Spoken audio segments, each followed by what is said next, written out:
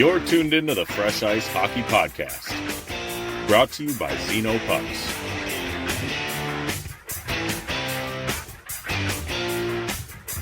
Here are your hosts, Andy and Brian Matusi. Welcome back to the Fresh Ice Hockey Podcast presented by Zeno Pucks. Brian and Andy here today. We are getting set to set up the Western Conference as we get ready or get closer to the start of the regular season here. So this episode will cover the Western Conference, and next episode we will cover the East as we again gear up for the start of the NHL season. So some of the stuff in here may age over the next week or so. I mean, players may get injured, players may sign, get traded, whatever, but really there's no way for us to avoid that. We just have to get these previews out before the season starts. So Andrew, how you doing? Well, other than the Alexander Barkov news this week, I'm doing pretty well. Yeah, and we'll cover that more on obviously next week's episode. But yeah, devastating loss for the Panthers as Captain Alex Barkov goes down with an ACL and MCL injury. So gets the surgery to get those repaired, and now looks at a recovery timeline of 7 to 9 months. So devastating loss for the Panthers for sure. That's one that, I mean, not only is it your captain, it's arguably, your best player. And so definitely one that's going to hurt for them, but thankfully a group that's good enough there where they can battle through it. And obviously I don't think this puts their playoff hopes in jeopardy, but certainly it puts the three-peat hopes in some severe jeopardy. So we'll see how they navigate those waters. But again, that'll be one we discuss in great detail when we cover the Panthers on next week's episode. Yes, sir.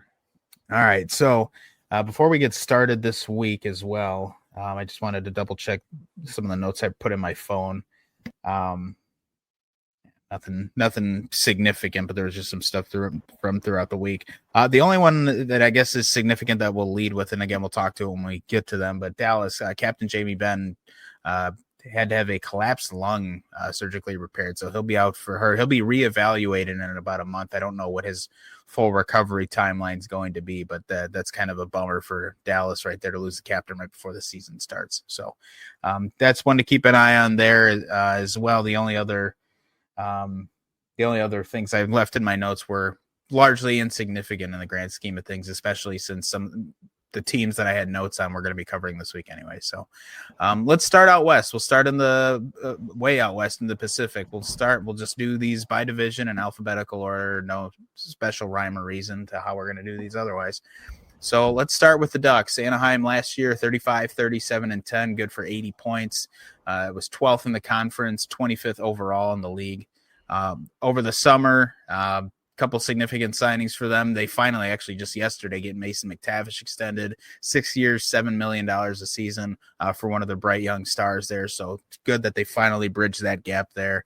That was one that was obviously in danger of trickling into the season. So they get McTavish locked up. Great young forward for them. They also earlier on in the summer extended Lucas Dostal 5 years, $6.5 million per year for what should be one of the bright young goaltending stars in the league, as well as they bring in Mikael Granlund, 3 years, $7 million a season for him. So as a whole for the Ducks, they're still probably not good enough to leapfrog their divisional rivals.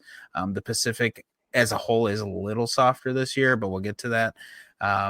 But we should start to see the first signs of success in this rebuild. Dostal obviously should continue to prove he's part of the next wave of elite goalies in this league.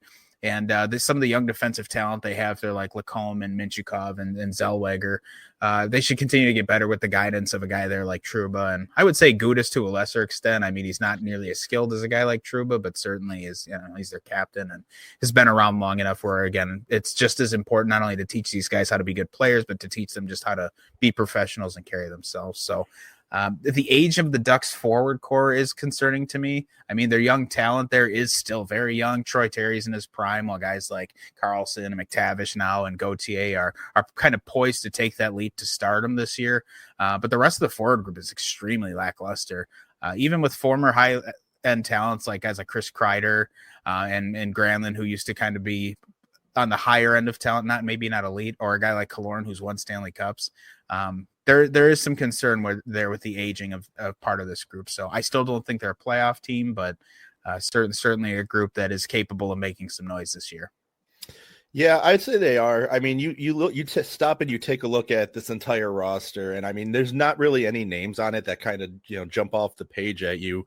And that's not to take a dig at the team, but because you brought up a good point with Radko Gudas, player wise, he's not the most amazing guy to watch, but he's very much a good leader. Both on the ice and in the locker room. He was that way in Florida. Everybody on the team loved him. The fans loved him. He was really good at stepping up. And if I remember correctly, he didn't even wear an A. He was just one of those guys that he wants what's best for his team. And even though he knows how to get under your skin, he's kind of one of those guys that can pick up the team, put him on his back, and say, "All right, let's go get this." So I think. And I believe he's this is his last year of his contract, if I'm not mistaken either. I can bring the Ducks up on I got it. Yeah, it is. Okay. Him and Trouba are both UFAs next year, which is good. I think having that flexibility is better for the team more so than anything. More so with Gudas just because of his age. I mean, Trouba is still. I mean, technically kind of still in his prime, and he's 31. I'd say he could still land another pretty big contract here, especially in a world where the cap's going up like it is. Right. Continue though. I was going to say, so, and I mean, personally, I actually like the fit of Trouba in Anaheim. So I think, you just said he could actually get another decent contract for himself if he comes out and has a good year this year. And for a team like Anaheim, who's kind of looking to make a name for themselves right now, with a, like you said, lackluster roster, I think this is a perfect opportunity for him. Again, I'm not expecting anything crazy out of them this year, but I definitely don't see them finishing, I put this. I don't think they're going to be the worst team in the league this year. I can put it to you that way. Yeah, I don't think so either. Yeah, no, I think things are going to start looking up for them. They do have a guy I really like on there, Frank Vetrano. By no means is he, a future Hall of Famer by any stretch, but he's a good, reliable guy that can slot in on those second, third lines. Mm-hmm. And I mean, he is an efficient player. I liked him when he was in Boston. I liked him when he was in Florida. He's fun to watch. And again, he's a good net front presence. So, I think that's a good guy to keep around for them. And other than that, I mean, you look at this roster, there's not too many people that jump off the paper at you. God, Peter Mrazek, that guy gets hoard around this league. I can't even explain it, man. I think he plays for a new team every season. Well, and actually left him off of their significant signings because I just felt it was inconsequential with the fact that Dostal is, one of the best young goalies in the league. He's probably already close to a top 10 goalie. He's that good. But for me, again, guys like Lacombe, Minchikov, and Zellweger, I mentioned them. They're all on the final year of their deal. So I know Anaheim's going to have plenty of cap space, but it's going to get eaten up pretty quick, especially a guy like Minchikov, and I think Zellweger too. I think really, all three of them, but especially like Minchikov, these guys are going to be commanding some pretty big contracts to stay in Anaheim. And it's as important as it is to have those journeymen there and those vets like Gudas and Trouba and even Vetrano, a perfect example of a journeyman, like you mentioned. It's important to have those guys there, but you have to have the young talent. So they may need to open up the pocketbook if they want to keep Trouba there, but they're also going to have to be mindful. They have these bright young stars who are going to need contracts. Leo Carlson and Cutter Gauthier are in the final year of their entry-level deals.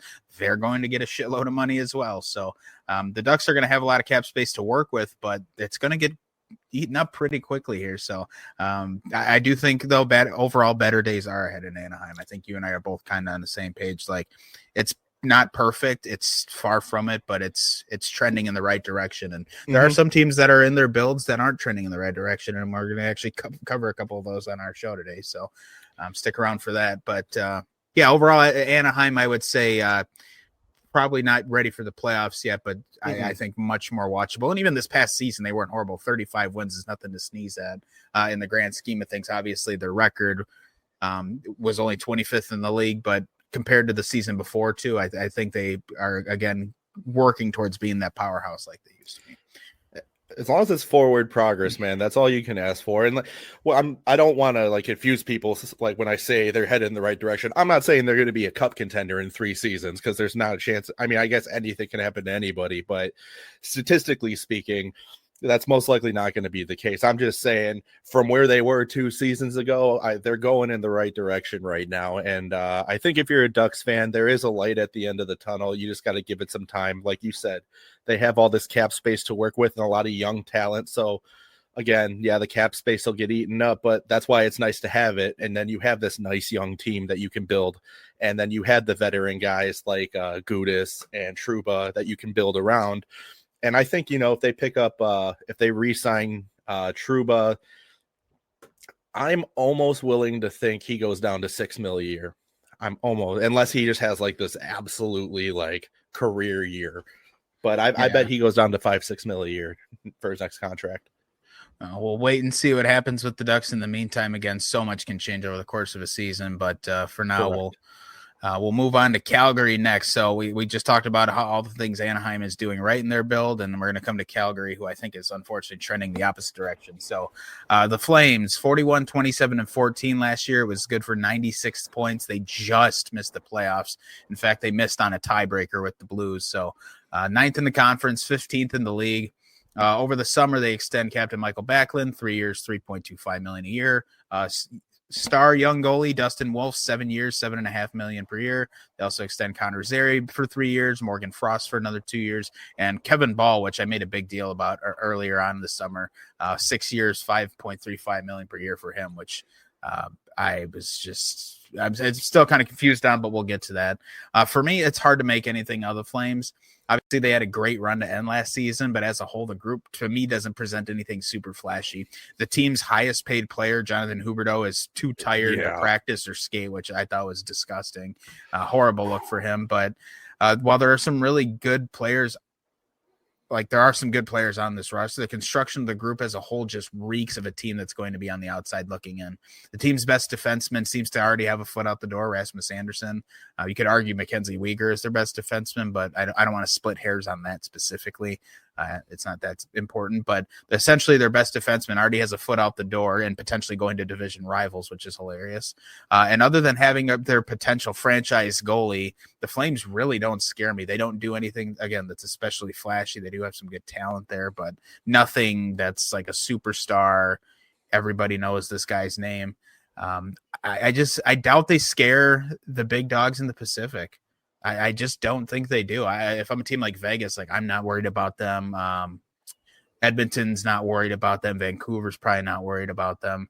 And I know they have good talent coming through the pipeline a little bit, like Zane Parekh. And obviously we've seen kind of the results of Dustin Wolf already, but this team is not getting put over the top by a guy like Zane Parekh. Not yet. And he's good enough to bring a team over the top, but he still has to develop and get there. And he's still so young. And so they do have $11 million in cap space they can play around with, but with really no worthy tradable assets except for Rasmus Anderson, I question if they can even bring in something good enough in a trade to solidify that group. So for me, I'm thinking it's no playoffs for the Flames this year. Yeah, I'm going to take it a step further. I think this is a bottom 5 team in the conference. Wow. I'm going to probably get some flack for that. I can guarantee it, but that's where I stand on it. Again, this is another team where nothing jumps off the page at you. I could go on a whole rant about the Jonathan Huberdeau situation. Getting paid $10.5 million a year to be too tired to skate is absolutely ridiculous. I truly believe and feel that Calgary got hosed in the trade where they sent Tkachuk to Florida for Huberdeau. The reason I think Huberdeau looked so great when he was in Florida was because he had Alexander Barkov feeding him every pass he ever saw. And I believe anybody who plays on a line with Barkov can look like a great hockey player. But with that being said, I don't want to take away from the talent that Huberdeau does have. However, he's been very lackluster since being in Calgary. He hasn't really done much for them. Meanwhile, you got the guy they traded for him, went and won 2 Stanley Cups back to back. So I think it was kind of a loss for Calgary, the Huberdeau pickup. And other than that, there's the rest of this team, like you said, other than their potential franchise goalie, there's not really much to be concerned about here if you don't like them. And there's nothing to be super excited about if you are a fan of the team. In my eyes, the only thing that I think this franchise has to be excited about right now is a new arena. And that's about it. It's just going to be I mean, unless they just come out surprise everybody, it's not really going to be a team I pay a ton of attention to this year because I just don't see them doing anything significant. Yeah, and it's going to be made worse. You know, if we thought we pissed off Calgary before, we're going to piss them off in just a second when we talk about the Oilers. But yeah, and it's not to beat up on them. Like I said, there are some good players here. Like Connor Zary, I think, is a good young player. I was very, very supportive of them bringing in Morgan Frost and Joel Farabee. I thought those were good trades. Michael Backlund at 36 is still a very effective player. Same with Kadri who's 34 years old. I know they have high hopes with Matt Coronado as well. That deal should work out for them, but there's just not anything crazy here except for Dustin Wolf, who I will say, I mean, if his career pans out anything like his first couple seasons in the league, I think we're in for a fun ride. But even at that point, I mean, a great goalie can't really make up for an anemic offense 100% of the time. Just in the same way that a really potent offense, Colorado, can't make up for an Alexander Georgiev as a goalie. It's kind of the same thing, just reverse. But we'll see what happens with the Flames. Who knows? They kind of surprised me last year, so maybe they will this year. But I have my doubts. So let's go over and talk about the Oilers. Yes. So the other Alberta team, Oilers, 48-2-5. Last season, 101 points. That was 6th in the Western Conference. That was 9th overall in the league. Of course, the Oilers took their pretty solid year last year all the way to another appearance in the Stanley Cup final. And I just realized I put 48-2-5. That should be 20-5, I believe. Sorry, hang on. I was going to say, where are the rest of the games, pal? Yeah, 48-29-5. Sorry. There we go. Yeah, I don't know how that got deleted in my note, but you can't tell he's reading off a script. Yeah. Well, I have to. Well, there's 16 teams and only one of us took notes, so I'll you know. So excuse me for the one thing that's fucked up. Jesus Christ. Oh man, that was great. All right, so at Edmonton, so 48-2-5. God, this would be a way different conversation if they only lost 7 games, but yeah, I was gonna say, and they only played like 60 instead of 82. Yeah. Oh man, still would have been a better record than the Flames too. All right, let's see. So the Oilers. So yeah, good year for them last year. Takes them all the way to the Stanley Cup final. Unfortunately, they run into again the Florida Panthers, who they just cannot get over the hump against. And the injury to Zach Hyman did not do them any favors. Over the summer, they extend Vasily Podkolzin 3 years, $2.95 million a year. Pretty low risk move for the team. I like it for the player as well. He was actually pretty helpful for them down the stretch, so I don't hate the deal. Evan Bouchard, 4 years, $10.5 million a year. He's their best defenseman. Obviously, his reputation has some mixed reviews, but it's beside the point. He plays more than any of their other defensemen. He is for sure their best defender. He's right up there with Ekholm as far as skill and importance to the team. The big one that everybody kind of laughed at was the Trent Frederick, 8 years, $3.85 million per year. That's a goofy deal, but I think now that the initial shock of that contract wore off, ultimately the cap hit is going to be so insignificant again as the cap continues to explode. So by the end of this deal, it'll be so insignificant it won't matter, and you lock up a good, reliable depth player for a long time. So as goofy as it looks, it's not the worst. And I could kind of say the same thing of that Kevin Ball contract in Calgary. I think it's a terrible deal, but again, as the cap explodes, it will be largely insignificant. And if for Kevin Ball in Calgary, if he finds that next gear and continues to play well, it'll age well. So who knows? But for the Oilers, I'm inclined to pick on Edmonton's horrible cap situation and overall team structure, but the reality is that they just keep beating the snot out of the Western Conference in the playoffs every year. Every time we think they're done, they just keep winning. And you can go as far back as round 2 against Vancouver last year. They survived that series, win that in 7. They go to the conference final. They knock off Dallas in pretty convincing fashion. Then this season, everybody's got them dead to rights against LA. They beat the brakes off LA. Then they go beat the brakes off of Vegas. And then they go beat the brakes off of Dallas. And again, if not for the Zach Hyman injury, you could argue that series may have gone the other way. I mean, that was a significant enough injury for them last year. So as much as I'd like to pick on them, they just keep killing everything in their way with this exact roster. So I won't be overly critical, but their cap situation is still bleak. The reality is this team is not much different from last year as the season begins, and really getting Zach Hyman back and being healthy will be as important as anything. And so while it's a roster that is quickly aging in a lot of ways, its best players are still playing at a really high level. And it kind of feels like the last call now for this group to get it done, because guys like Ekholm aren't getting any younger. And they lose Corey Perry in the offseason, who was significant to the, both of their Stanley Cup runs. So I get it.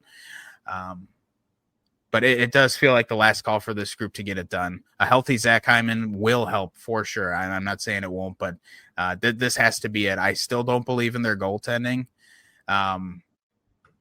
It's kind of been a roller coaster ride the last couple of years for them between Skinner and Pickard, and they've made it work. But I'm certain they'll make the playoffs. I just have a bad feeling that, for better or for worse, their goaltending is going to seal their fate. And I think if it's anything like the last couple of years, it's not going to be the result they want. But for the Oilers, given that they've made 2 finals in a row with this roster, anything less than winning the cup is a failure in my eyes. What do you think of the Oilers? Well, I can just about agree with everything you said. I mean, I look at this team, and I'm going to take my Panthers bias completely out of this, because I want to point out, I do truly believe this is a championship caliber team. Like, it is no accident that they've gone to the Stanley Cup final for the 2 seasons in a row. I mean, if anybody should have been up there with the Panthers, it was absolutely the Oilers. But I do have to say, I don't want to dwell on last season too much, but I think they looked a little weaker in this season's Stanley Cup final than they did in the year prior. And it was like so much less of a team effort this year. It felt more like the Leon Draisaitl show, honestly. Well, and again, I will say, I think the Hyman injury like I said, I think that affected the team chemistry enough, because that's your top line wing. That's one of McDavid's wingers. And to have to replace that spot in the lineup, it throws everything else off. Continue though. But I just think that's worth mentioning in defense. No, that was detrimental to their run to the cup. And and he's another one, great locker room guy, great locker room presence. Everybody loves him. So I mean, that's a huge blow to a team like that, especially given the timing, which couldn't have been worse for them. With that being said, though, you look at this team. First of all, I want to touch on the Trent Frederic deal.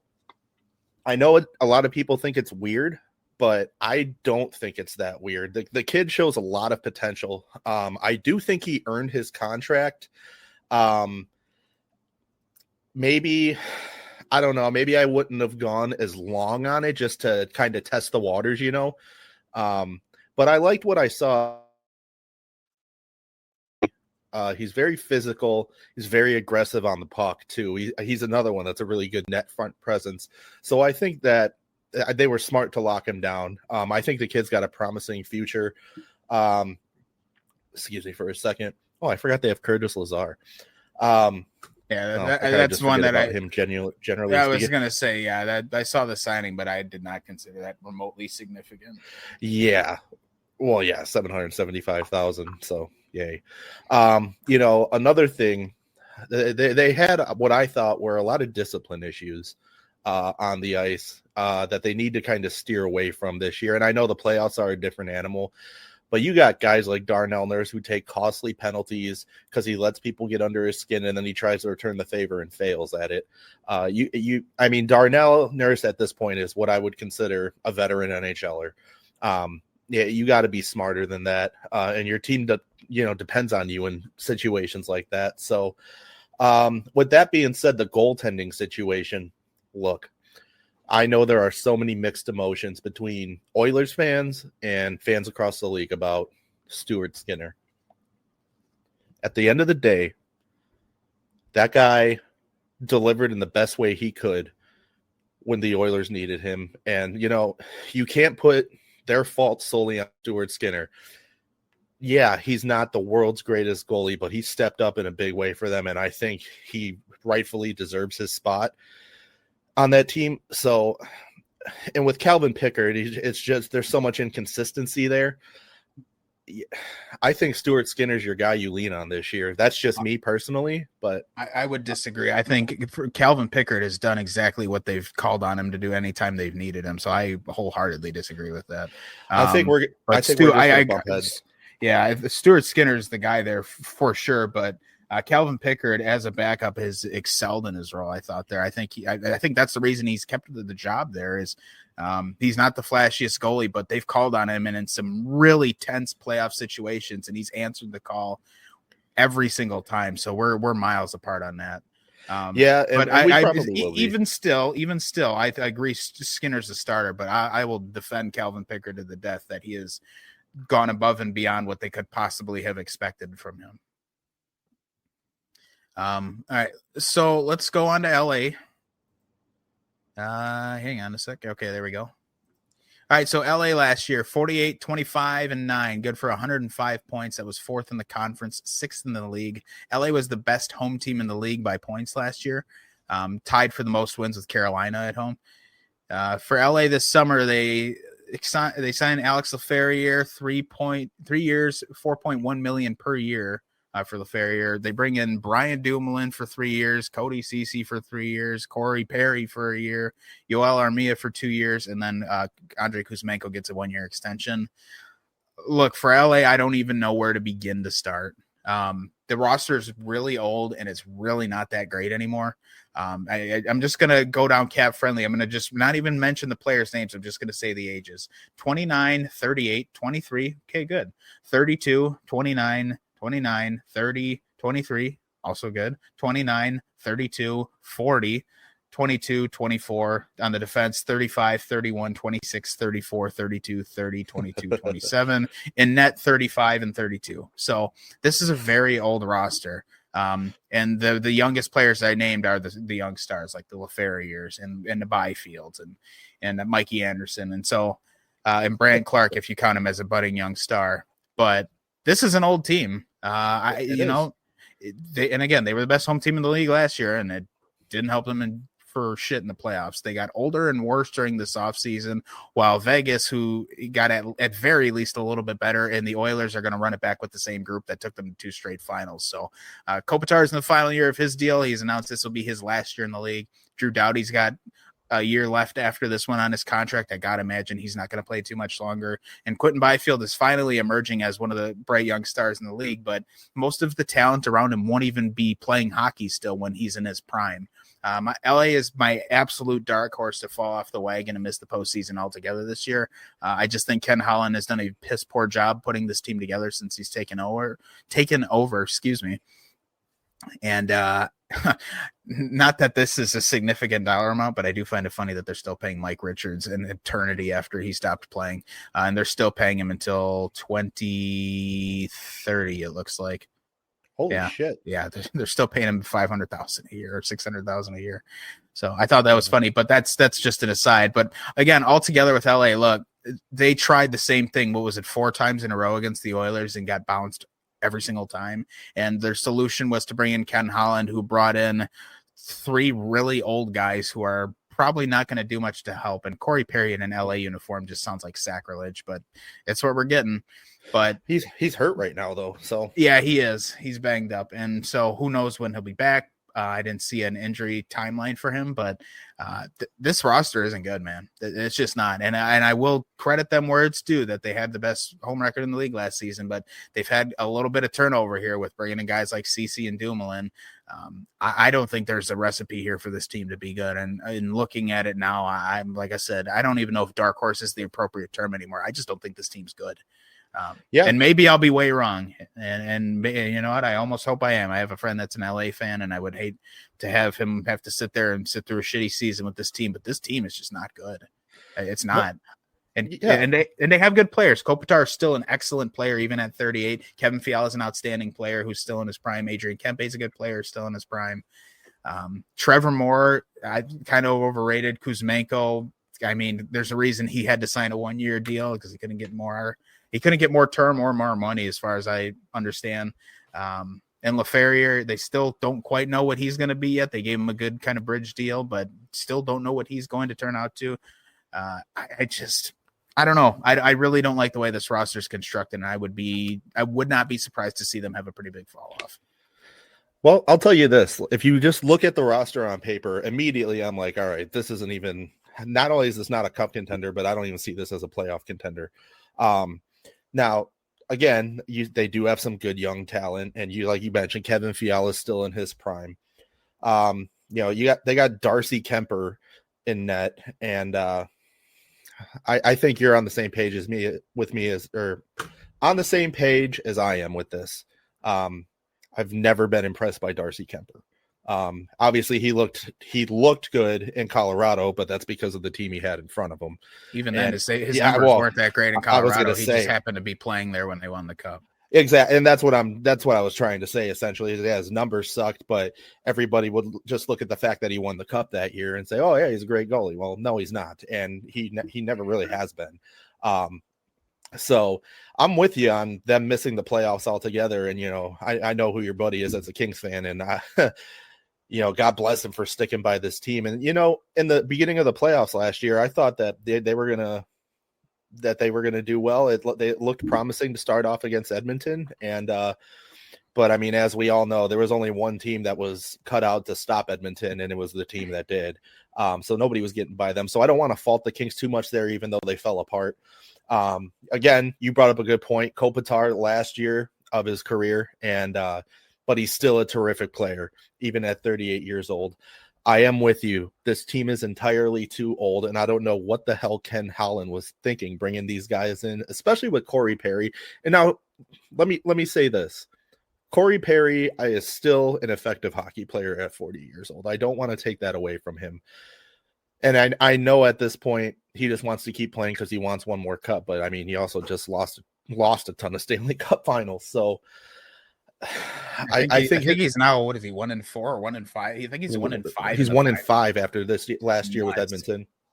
Yeah. So, and I mean, part of me feels bad for the guy because it's not his fault. That's tough for anybody. But I for his sake, I think it might just be one of those things where it's time to hang him up. Just because you can play at 40 doesn't mean necessarily that you should. But again, going back down this roster, God, this is an old team, man. I mean, oof. I'm looking at you. You listed off all these ages, and I'm going back and looking at them. It's not pretty. I mean, there is a bleak picture here, and I won't pretend to know the scope of LA's farm system. But usually the teams that have the loaded farms you hear about, and LA is not one of them. Exactly. And Cody Ceci's only 31. Yeah, but he plays like he's 3,100, so it doesn't matter. Fair enough. But I feel like he's been in the league forever. Yeah, well, if I remember correctly, I think it was Ottawa that drafted him. He got into the league at a young age too. That's why. Okay. So he's been around a while because, hang on. Let me look when he was drafted. But he's been around a while. But he's another one like Sam Gagner was famous for this too. It felt like he played for 40 years because he got in the league at such a young age and then he just never went away. Let's see. Cody Ceci was drafted. Yeah, he was drafted by the Sens in 2012. And I think he started playing. Yeah, he started playing in the 13-14 season. So he played a year of junior after he was drafted and then got right into the league at 19. So he's just been around a while. But he, you know what, until the last couple of years, his first few years in the league were not the worst. I mean, not the best either, but serviceable. He's playing 20 minutes a night. Like, he was a pretty solid player, but boy, has it really kind of fallen off a cliff on him, especially in the last 2-3 seasons. Yeah. But now, again, you go back to this roster and you look at, I mean, the most notable names on this roster, in my opinion, obviously, one, Quentin Byfield, Andre Kopitar, Kevin Fiala, Drew Doughty, and even he's 35. I mean, other than that, there's nothing spectacular about this team. And I mean, I don't want to be a Debbie Downer here, but I think really all you have to enjoy this year, if you're a Kings fan, is watching what Kopitar does in his last season. And that's kind of a grim way to look at it, but I'm with you. I don't see them doing anything spectacular, and I don't want to say that I think they're going to miss the playoffs, but it certainly won't surprise me. All right, well, let's flip the script here. We'll go to a team that has arguably one of the most loaded prospect systems, San Jose Sharks. So the Sharks last year, 20, 50, and 12. That was only 52 points. That was dead last in the league, the conference, the division, whatever you look at, the Sharks were dead last in it. It was rough. It was a rough season for the Sharks. A couple of really prolonged losing streaks, a couple of really, actually a handful of really bad blowouts. The obvious bright spot was seeing the play of Macklin Celebrini and Will Smith together, and Willie Meckland. And so the Sharks this summer, first of all, they draft Michael Misa, second overall. They sign him to his entry-level contract. I believe he's going to play. I don't see why they would send him back to junior. I mean, what do you got to lose, right? So they sign him to his entry-level contract. They bring in Dmitry Orlov, 2 years, $6.5 million per season. They sign John Klingberg to a 1-year contract. They extend Willie Meckland. They bridge him 3 years, $5.6 million a year. That's a deal that could work out very handsomely for the player if he continues to grow as he's projected to. But the Sharks, this should just be a fun season. I know the Sharks fans are ready for that next kind of big step forward. But this is still a flawed roster, specifically on the back end. There are huge opportunities, though, like I said, for these forwards to come out and light it up this year. When you look at guys like Celebrini and Smith, and really they have that big 3 group of forwards and 4 if we're going to count Misa in that. I don't know if we should, but those guys are going to get all the big 5-on-5 minutes. They're going to get all the big power play minutes. And I normally kind of find it inappropriate to expect like 80-point seasons out of players when they're this young, because you just don't know. But I think these kids can do it. I think all of them are capable of it. And while the defense is still not bleak, I still don't understand why they bought out Mark Edward Vlasic unless he really just didn't want to play.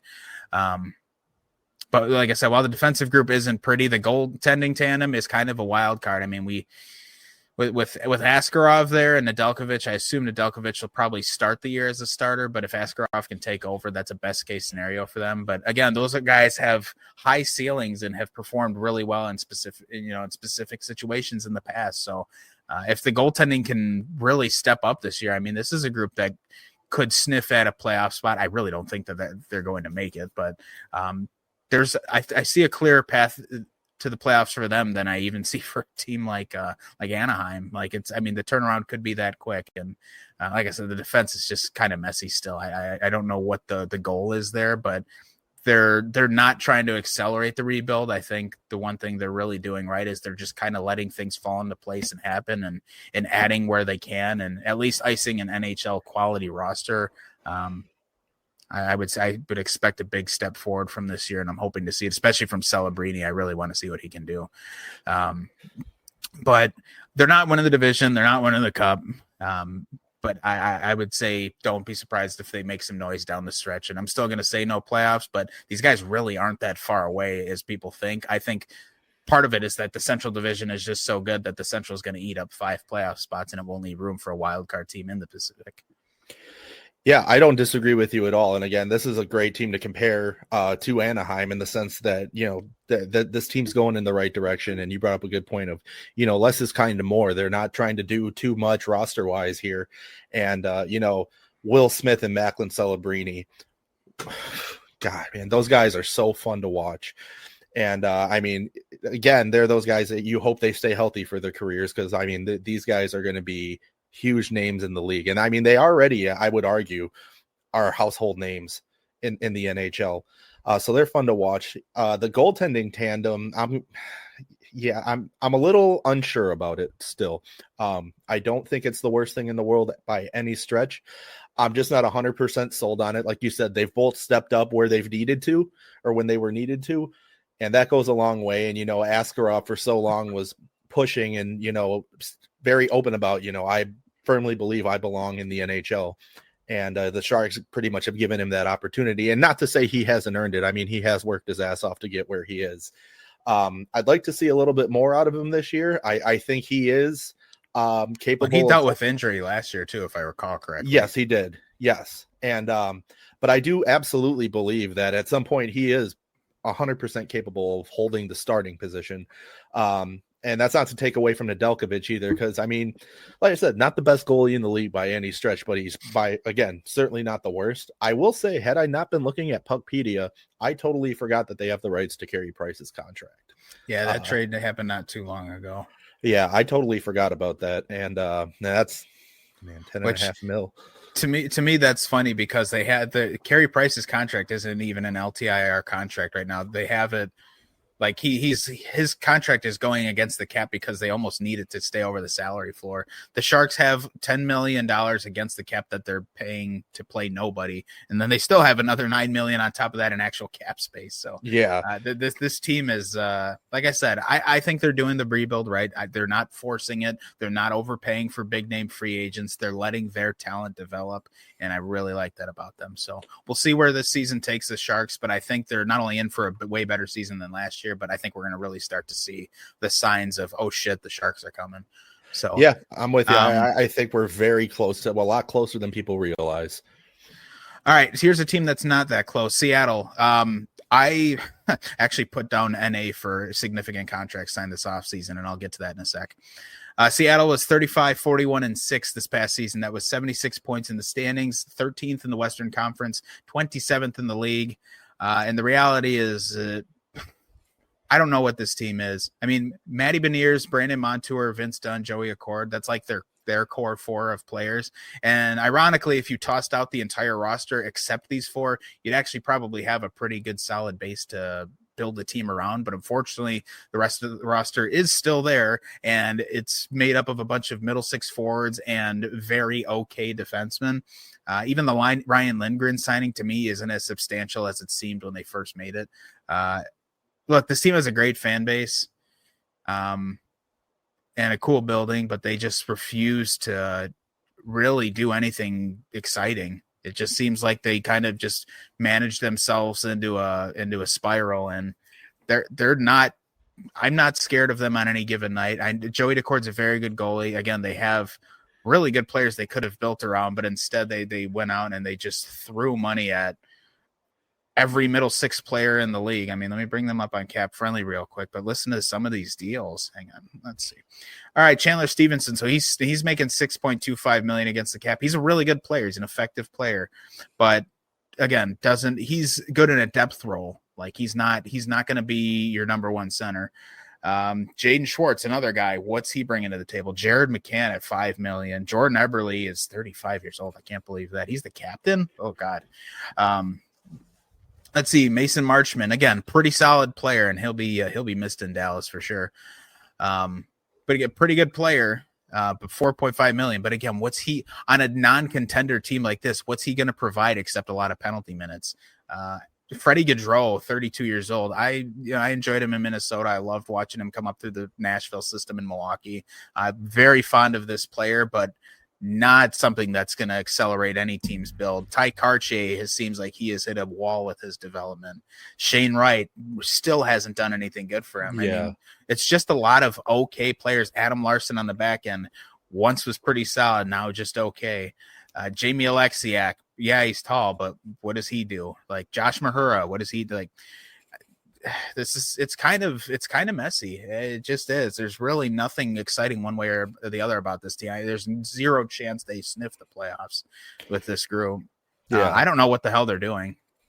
I've been trying to figure it out literally since the day one in the league for them. And one thing I want to say real quick, and please tell me if you disagree with me, but this is my opinion, and I'm sticking with it. I think the fact that they're paying Philip Grubauer almost $6 million is a crime.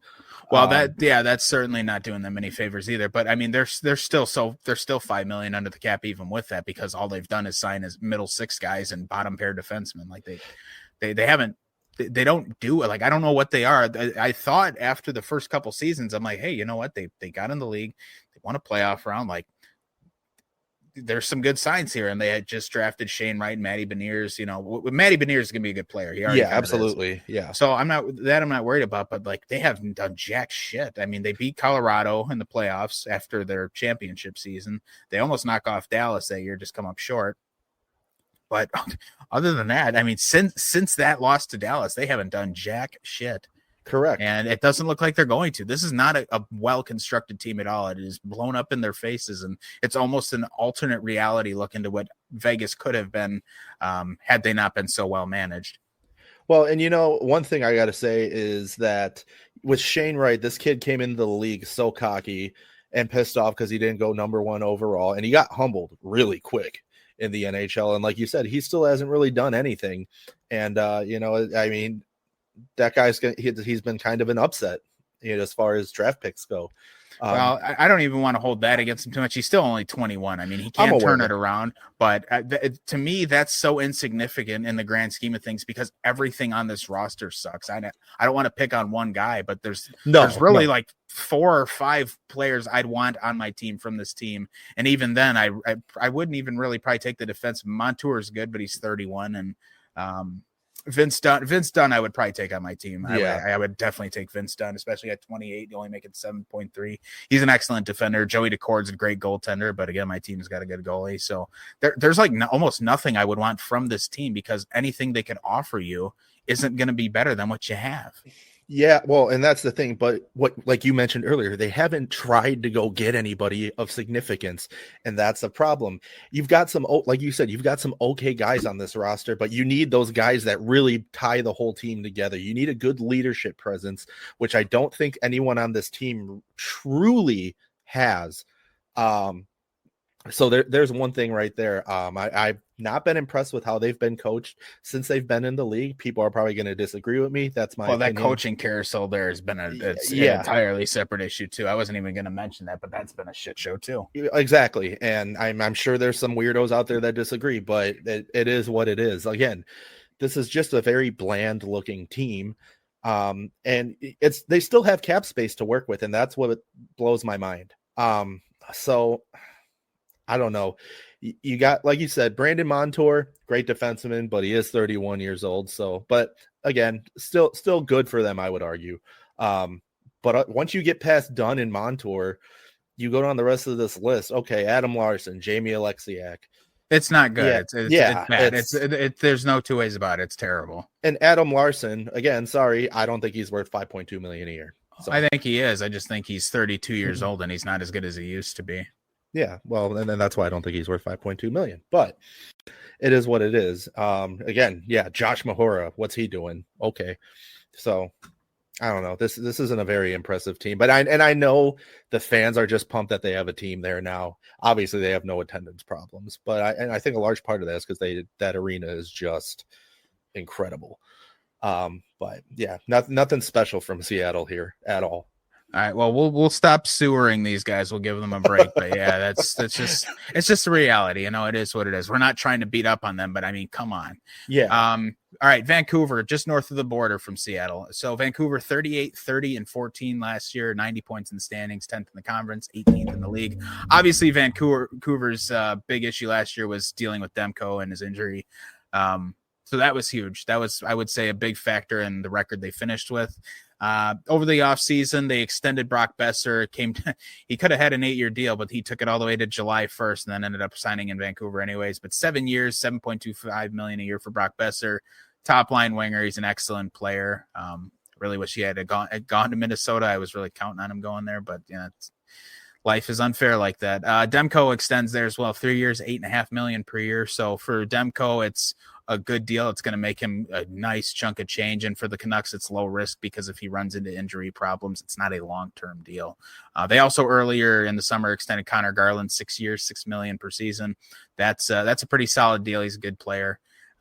And so I think Vancouver, like I said, the big thing for them last year was not having Demko, but overall, I'm not especially impressed by their roster, but generally I believe there is enough talent for them to survive the Pacific and get into the playoffs. When you look at what's around them in the Pacific, there's not enough there to really scare me to make me think they would miss, but like the losses of Pius Suter and Dakota Joshua won't help them at all. I think it only hurt. Those are good depth players who can provide good minutes, especially in a playoff environment. I think they really can, but the top 6 is at least serviceable. The defensive group, I think, is more than good enough to hold the fort almost every night, especially if Demko plays the way we know he can and Lankinen continues to stay consistent, and if the goalies can stay healthy.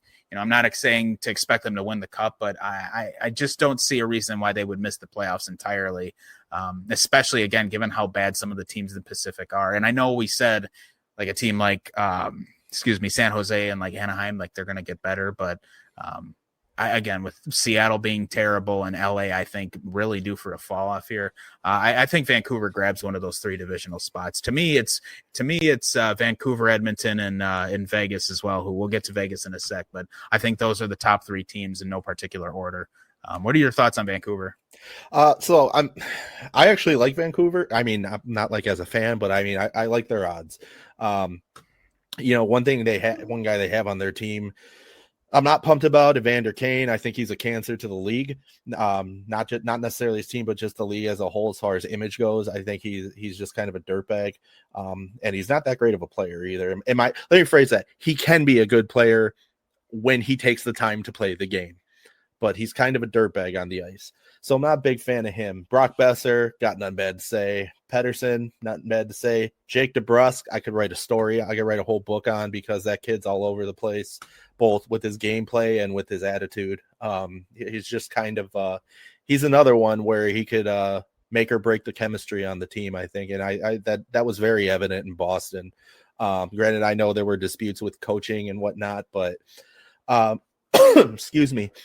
You go back down to goaltending, Thatcher Demko, there's so much that team tries to rely on him in the playoffs, and, him being hurt. And there's just a lot to unwrap there with Thatcher Demko. Ultimately, I mean, he's a good goalie. So I love Demko. Quinn Hughes, one of the best defensemen in the league. And anybody who wants to argue that with me, I think is out of their mind.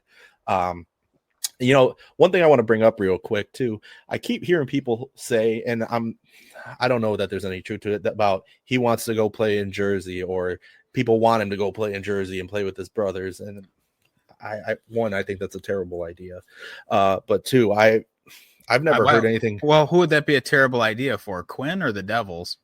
Because Quinn in New Jersey, that would make the Devils one of the best teams in the league. No, I don't think it would be good for Quinn. I think he should stay where he's at. No, I should have. Great for. Listen, I'm just going to piss off Canucks fans, like everything pisses off Canucks fans. But Quinn Hughes would probably be among one of the favorites to win a Stanley Cup if he were to go to New Jersey. I think with the group they have there, I think it would be an excellent idea. And maybe it would, but I like him as the captain of Vancouver, and I think he's very underappreciated where he is. But I want to see him stay in Vancouver. That's my problem is, when I think Vancouver Canucks, I think Quinn Hughes. That's the issue I have right now. So now I think Luongo letting in 30 goals against the Bruins in the 2011 finals. Yeah, especially after running his mouth to Tim Thomas. So happy moments for us all. But I saw you step away for a second too. What I said with Thatcher Demko is, I mean, his health is such a huge part of his success. He's got to stay healthy, man. And he is a good goaltender when he's healthy. And, I think that's going to be a big part of the season for them this year, and especially the playoffs, should they make it. But I am with you. I think they slot right in that third divisional spot this year. And they'll definitely make the playoffs. I'll be shocked if they don't make it. Yeah. I did have to step away for a sec. My neighbor's loud ass dog was barking outside, so I had to emphatically slam the balcony door shut and turn the AC on. Got to get your point across. That's right. Yeah, it's not about winning; it's about sending a message. Yes, all right, sir.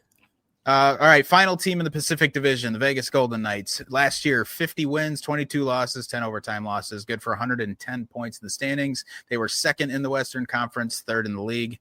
The most significant offseason signing for them actually would probably be Caden Korzak. 4 years, $3.25 million a year for him on the back end.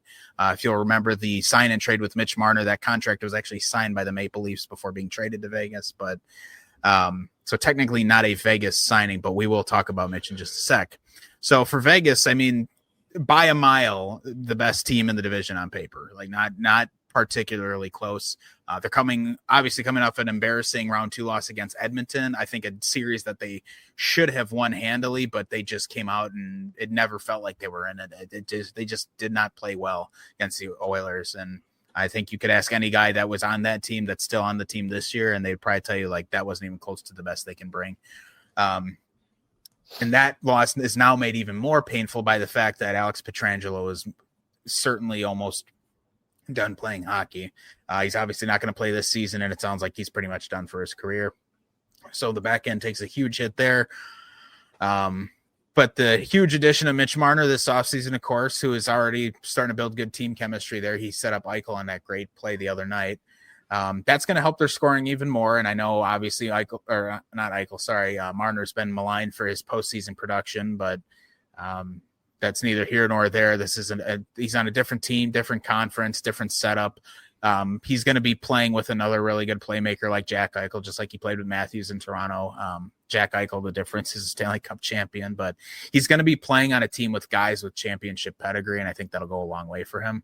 But as for the defense, even without Pietrangelo, this is still a very solid D-core. Obviously, Theodore and Hanifin are leading the charge there for them, but guys like Whitecloud and now Korczak, who just signed his extension, are going to bolster that defensive group. There's going to be some growing pains without Petro back there. I mean, there's no doubt he's one of the best defenders of his generation. It is absolutely brutal for the team that they lost him, but not something that they can't recover from. It's just something they're going to have to replace by committee. And with the talent level of Jay Theodore and Noah Hanifin, I think they can. So I just see guys like Korczak and Whitecloud seeing a huge uptick in their minutes to kind of cover that gap that Pietrangelo not being in the lineup is going to leave. Let's see here. One more thing on my list with Vegas. I had like a laundry list for a couple of these teams, and this was one of them. Korczak as well, starting to enter the prime of his career, so you hope to see maybe if he's even got another gear for them, and if he does, that really helps them bridge that gap that I was just mentioning. I do think Adin Hill is still good enough to be a Stanley Cup caliber goalie. Yeah. Again, that series loss to Edmonton was really rough for them, and I didn't particularly like how the goaltending was from start to finish for them. But the reality is he's already won a cup. He's shown he can be a consistent goalie. And for Vegas, it's Vegas. Like, to them, anything less than a Stanley Cup is a bust. And given this roster construction and the fact that they're by a mile the best team in their division on paper, I would have to agree with their mindset that if they don't win the Stanley Cup, the season's a failure, especially when you just spent all that money to get Marner in there to play with Eichel. So what are your thoughts on Vegas? Well, I'm on board with pretty much everything you said. I mean, this is a team every year they look like a cup contender, I would argue. And ultimately, as much as I was talking up Edmonton earlier about what they're capable of, I think Vegas wins the division this year.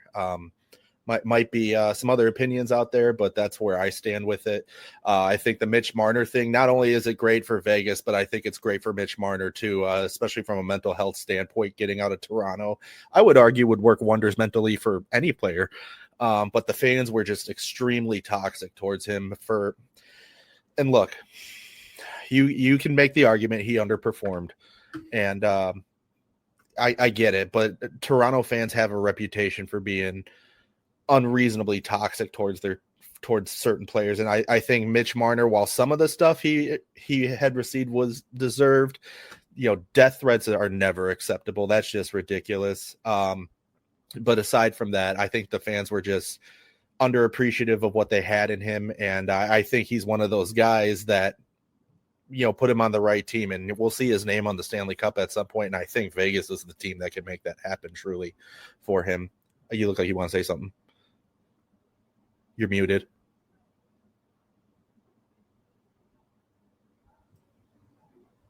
Yeah, there you go. There we go. I was like, what the hell? I don't remember clicking the mute. That's why when you said that, because I'm like, I just talked about Vegas. When did I click mute? So I don't remember even doing that. That was weird. Okay, so real quick, you brought up the Marner, the playoffs performance. So for his career, Mitch Marner has 63 points in 70 playoff games, which in the grand scheme of things looks good. Yes. But the performance in the later parts of series, games 5 through 7, I don't have the numbers in front of me, but his offense essentially shores up in games 5 through 7. It becomes almost non-existent. And while I do think that's a good talking point, every game in these series is equally as important as the one before or after it.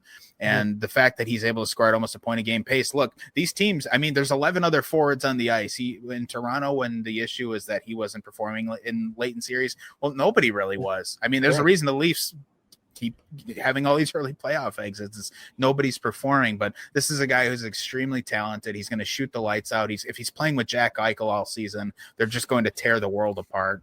And I think that their other wingers, Barbashev too. So like, this is an extremely talented line. Or even if they stick Dorofeev up there, like it's the same thing. I mean, you have absolute weapons up front in Vegas's top 6. Now their top 6 is, what is it? Eichel, Marner, Barbashev, Stone, Dorofeev, and Hurdle. Like, who the hell can keep up with that? Almost nobody. So correct.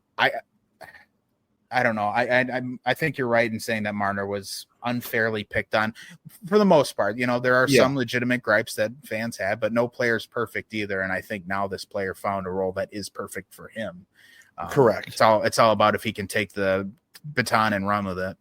Well, and it's no secret that he wanted to go to Vegas too. Like everybody knew he was going to Vegas before they were even before Toronto was even out of the playoffs.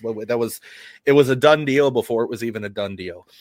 My other thing, the one gripe that I did that Toronto fans had that I actually agreed with about him was, I believe it was Game 7 against the Panthers, when he was yelling at everybody on the bench about they need to play harder and fight harder, and his hair was bone dry. He wasn't sweating at all. And to an extent, I agree with that. But overall, the way he was treated towards the end of his time in Toronto, I just thought was, for the most part, completely unjustified, and just another example of why Toronto fans are toxic. And I think getting out of Toronto is going to be the best thing that ever happened to Mitch Marner. And I think give it a couple seasons, and Leafs fans are going to be really kicking themselves for this one, because I think this is going to pay dividends for not just Mitch Marner, but the Golden Knights as well. And like you said, look at who he's playing with now. Just that the top 6 is just lethal. So Vegas is one of those teams in the entire league where if you play them, you fear them. And again, like I said, I think this is the team that wins the division this year, and I don't even think it'll be close. Yeah, that's not the other thing. I mean, if they win, I think Vegas wins the division easy. But and like I said, cup or bust. But yeah, win the division or bust too, because they're too good to not.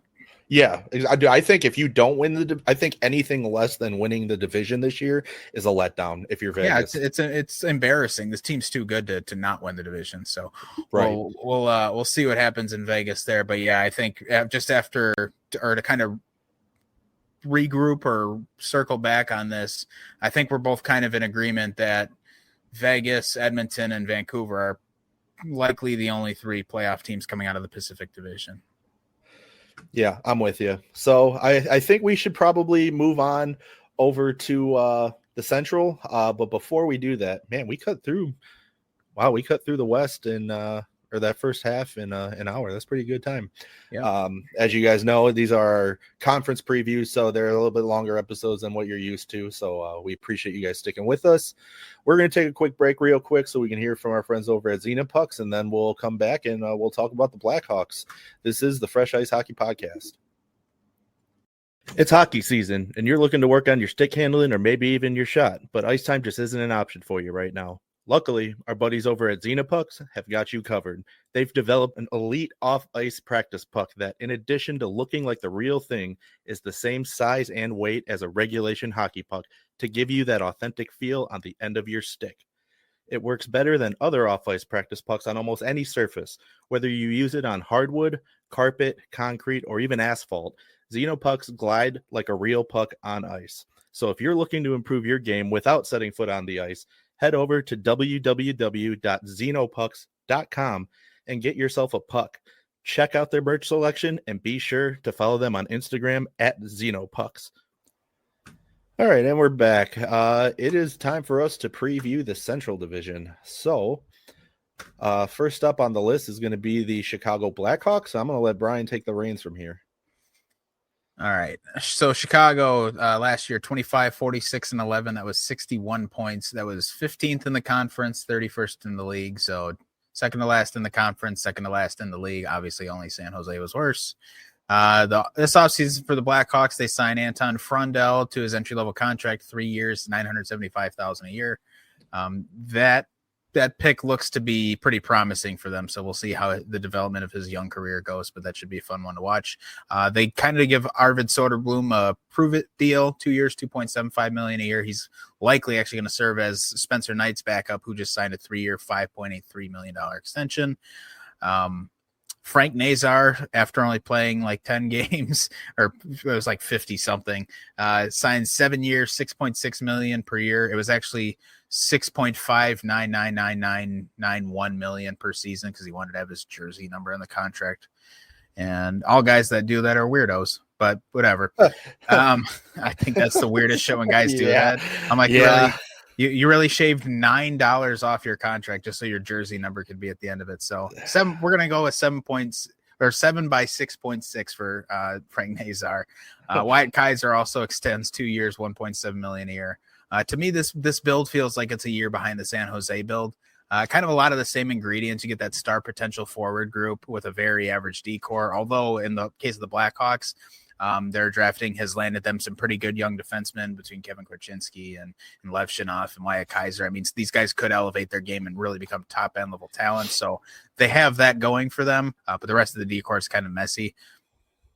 I don't have in kind of like San Jose, their goaltending will be a big wild card. I mean, between Soderblom being on a prove it deal and Spencer Knight, we still don't totally know what to expect now, just because of how his last few years have been with everything he dealt with off the ice and his performance on the ice. We just don't totally know yet.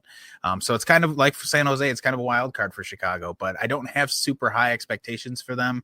However, a great year from their goalies could give them a chance to play some meaningful games down the stretch. Even though the division is extremely tough, I do think the Central is definitely the more loaded of the Western Conference divisions. But financially for the Hawks, obviously have a ton of cap space, but they're coming up in the final year of Connor Bedard and Kevin Korchinski's ELCs, which I would assume will cost them the most money to extend. They're both due for big raises, but are they going to be able to elevate their games to match their potential given the overall lack of stars in that lineup? Time's going to tell us, but I just don't see playoffs for Chicago this year in the grand scheme of things. If I'm going to say that their rebuild feels like it's a year behind San Jose, I'm certainly not going to peg them to land in the playoffs before San Jose. Yeah, I'm with you on that. I'm going to come right out of the gate swinging with a hot take. Some people might argue it's a dog shit take. This is just my opinion, but I say Connor Bedard, this is a hypothetical situation. If he comes out, has a phenomenal year, the Blackhawks end up being terrible, I'm willing to bet he tries to sign with somebody else next season. He can't. He's a restricted free agent. Oh, shit. Yeah, he can't. It's an entry-level deal. You can't. Fuck, I forget. Yeah, I'm an idiot. The only way he can become a UFA is if the Blackhawks don't qualify him, which they're obviously going to. Yeah, oh, yeah. Well, then yeah, he's... No, yeah. He seems committed to playing there. There's enough young talent there that I would say... I mean, he's going to want to stay there. He's not going to give up on this thing before it can even get started. I don't think that would make any sense. I do think I think a year if they go backwards will definitely hurt the momentum that they're building. But I don't envision him ever wanting out of there. Or I shouldn't say ever. I don't envision him wanting out of there anytime soon. I think he wants to see this rebuild through. Well, then there you have it, folks. The stupidest thing I've ever said on this podcast. But that's okay. Sometimes you got to own your fuck up sometimes. So here I am. We've all said dumb shit on this show. Yeah. But yeah, well, you know what? I totally forgot restricted free agent. I'll be over here. Anyway, back to what you said about Spencer Knight. Yeah, it's definitely up in the air right now. It's definitely a toss up. But I do think ultimately it was smarter them to extend him. I think the potential is there for him to be a very good goaltender. He had his own off ice battles, which we all have stuff going on in our personal lives. He dealt with them accordingly and handled it very well, I thought. And I think that, the league did a good job of supporting him. I think given the right amount of coaching and development opportunities, because he still needs some development for sure. He didn't really get a lot of opportunity, like a significant amount of opportunities when he was in Florida, and that's just because of how good Bob was. I think the potential is there for him to be a terrific goaltender. So I think Chicago makes the right move extending him there. I think ultimately he'll be a very good goaltender for them, provided everything stays consistent with him and he can take care of himself off the ice. I think this is good for both him and Chicago. I'm looking at the roster right now. Again, not a lot of crazy names on this list at all. I mean, it's some familiar names. I forgot Laurent Brossoit was in Chicago too. He's injured, yes, but sir. I forgot he was even there. Yeah, he is. But and I mean, look at it. Like I said, looking at this roster, not a lot of like significant names, but familiar names. You got Burakovsky, Bertuzzi, Teravainen, Nick Foligno, the perfect guy to be a captain of a hockey team. I would argue, not the world's greatest hockey player by any stretch, but I would say arguably Marcus is better. Oh yeah, 100% better. And I know you're just saying that because you're a Wild guy, but I would. The truth. It is the truth. He is a bet. Marcus is definitely better, but I would argue that Nick. I'm sorry, that sentence over. Nick Foligno is what I would argue one of the best leadership candidates in the league. He is absolutely the guy to be wearing the C on that team. He's a great mentor for the young talent. He's one of those guys. He's been around for a while, and he knows what needs to be done on a team that's looking, especially in a team that's in this situation, looking to kind of not necessarily rebuild, but get things on the up and up. I'd say he's the perfect guy to be wearing the C. But again, nothing crazy other than Connor Bedard. Other than that, nothing really stands out.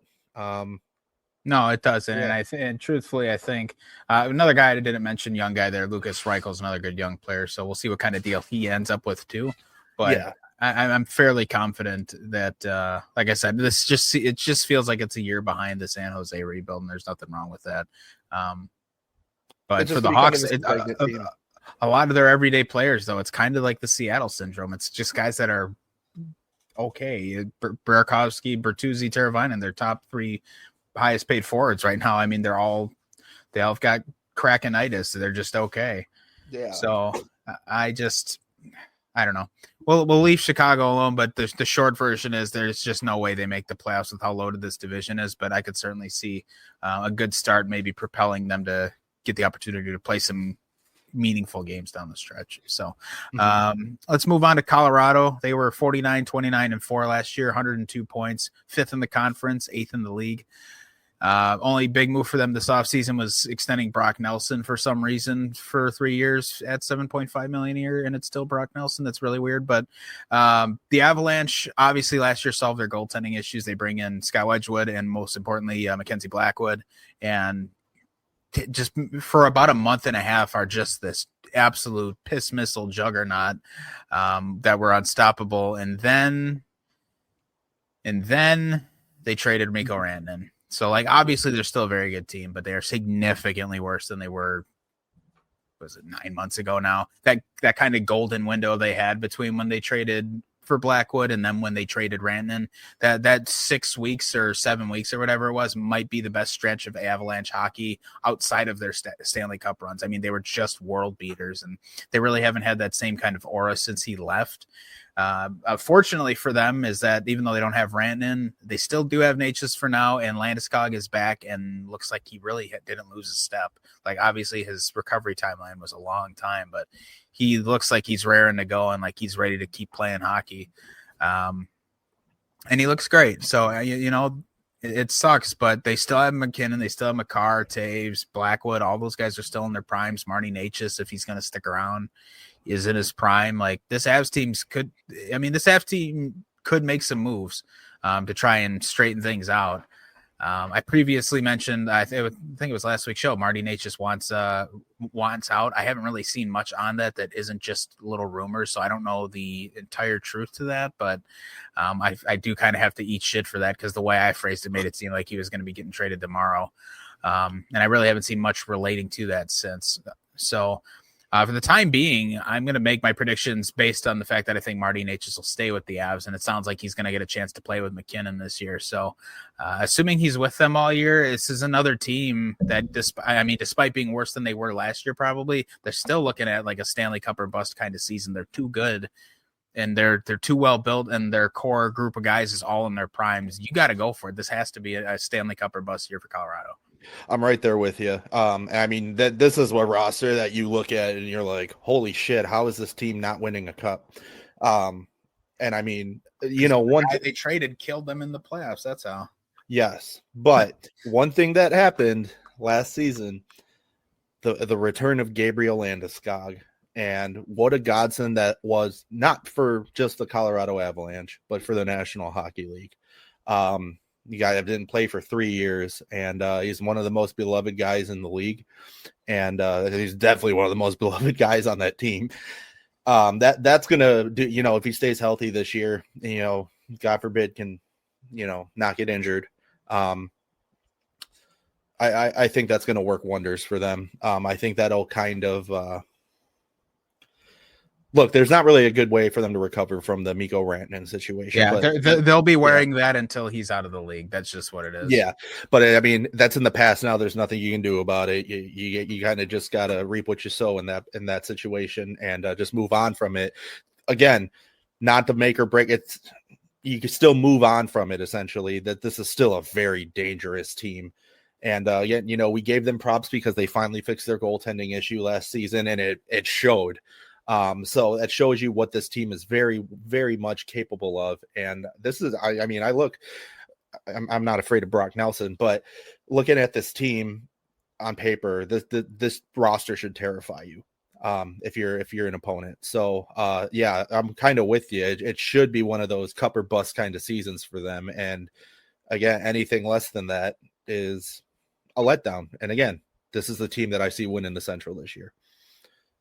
All right. Well, we're definitely differing on that, but I agree that Colorado should absolutely look at this as cup or bust. All right, let's move on. Dallas, 50, 26, and 6 last year. That was good for 106 points. Dallas finished third in the West, 5th overall in the league this offseason. We previously mentioned Mason Marchment leaves town, but they re-signed their captain, Jamie Benn, 1 year, $1 million. More importantly, they lock up Matt Duchene for 4 more years at 4.5. Duchene and his family really seem to like Dallas, so for them to stay there, the players got to be happy, and he's already been a good fit for Dallas. So I can only see this working out well for them. But overall, my opinion of Dallas really hasn't changed much. They're still extremely good, and despite my questioning of their defensive depth in the past, it does appear that Leon Bichelle is a legit NHL player. Excuse me. You all right? Yeah, see, I start talking nice about Dallas and I start choking on the air. So yeah. There you go. Gosh, that was rough. All right. So it does appear Leon Bichelle is legit, though. He does. I mean, he's still so young, but just between what we saw of him in the playoffs last year, what we're seeing out of him early so far in this young preseason, he looks like he's there to stay, and he's going to further bolster this defensive group they got. Obviously, their top 3 are never questioned: Lindell, Harley, and Heiskanen. Those guys were already good, but my biggest gripe with them is that they didn't have a number 4 and really a solid bottom pairing, and they've kind of leveled things off. And again, Bichelle coming in and playing extremely well has done great for them. So that'll I mean, probably really their only flaw, if you could call it that, is for the most part been remedied to this point now. The forward group is still great, especially with the power plays, but you combine this very well-constructed rosters with one of the best goalies on the planet, and to me, it's simple. The Stars should be among the favorites to not only come out of the West, but even win the Cup too. I mean, I think they've been knocking on the door for the Stanley Cup final for years. And obviously with the coaching change with Glenn Gulutzan coming back in, with DeBoer exiting, I think this is the year the Stars just got to stop knocking on the door and just kick it down and go take what's theirs. We've been saying cup or bust a lot on this show, and this is one of the premier examples of that. Dallas's window is still pretty wide open, but as the cap continues to rise, I envision their path to the cup getting harder each year. So to me, this feels like a year where you got to do it. Not that they won't get another chance to, but there's no excuse for not doing it this year either. Yeah, and this is another team, like you said, and I said this about Colorado, and I said it about Vegas. You looking at this roster is just absolutely unbelievable, and absolutely everything about it screams Stanley Cup contender. So now I do want to say, and I'm sure this is probably the team you're probably going to pick to win the division this year. I say, looking at them and basing experiences of how things go with all teams in the NHL, I say this is a team that finishes second in the division and then absolutely turns on the Jets in the playoffs and just makes a hell of a run. That's what I'm going to say. But yeah, dude, I mean, all these names, I mean, the biggest thing here, take everybody else out of the equation. You've got one of the best goaltenders in the league. And I mean, Jake Ottinger, I mean, I'd kill to have him on my team. I think this is a guy anybody should want on their team. And he's just great. Casey DeSmith, good enough of a backup for Jake Ottinger. And they got Miro Heiskanen on defense. And I'm just looking at all these names and I'm like, this is disgusting how stacked this team is right now. I don't see how you don't make a solid run. Yeah, I would agree. I would say Dallas is probably the favorite to win the division. Between them and Winnipeg, I mean, I would accept either answer, but just based on looking at things how they are now, it's tough to see. No, I shouldn't say that. I could see Winnipeg winning the division again, but to me, it's Dallas. It just makes the most sense. I figured, but yeah, it's got to be a cup or bust year for them. And again, not that they can't go out and win it next year or the following year. I mean, they have the talent there, but this just feels like one of those years where everything has kind of fallen into place. And as long as they have a good season and good health, it would just be upsetting. It would be really weird as a hockey fan to see a group this talented just fall short again. So, well, and I got to say, you would pick Dallas. I pick Colorado. There's not really a right or wrong prediction here, I think, between them and the Jets for who could win the division. I mean, because it's really anybody's guess. That's how good those teams are. So it's really just kind of pick one and see what happens. Yep.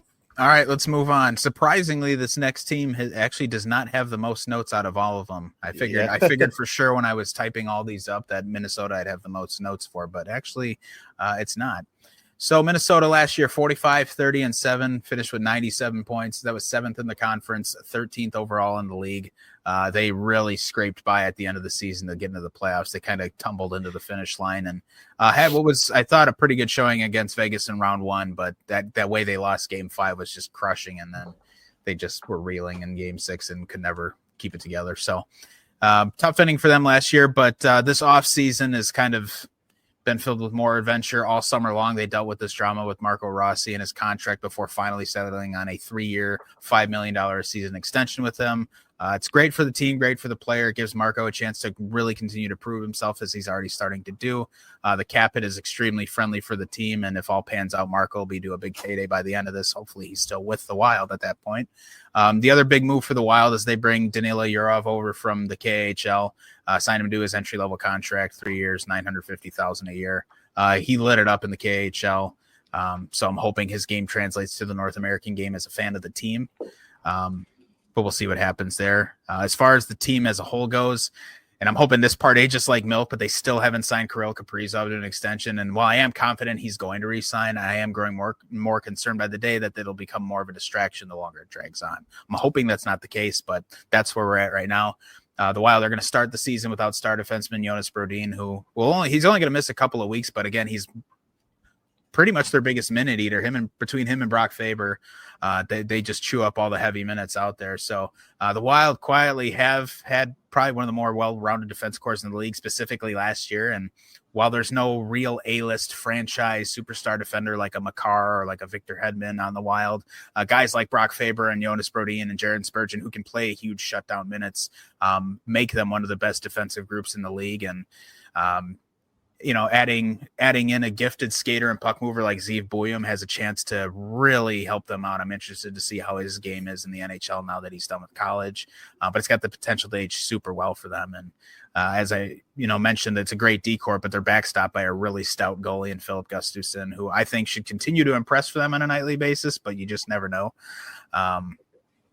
The forward group is the biggest question mark. The team really doesn't ever struggle for goaltending or defensive play most of the time. I mean, every team has their moments when they get filled in, but for the Wild, the issue that they've always had is the scoring just dries up. So they solve this drama with Marco Rossi. I hope his offensive game continues to flourish. They bring over that Yurov from Russia who lit up the KHL, and I'm hoping he gets some looks with his countryman Kaprizov this year.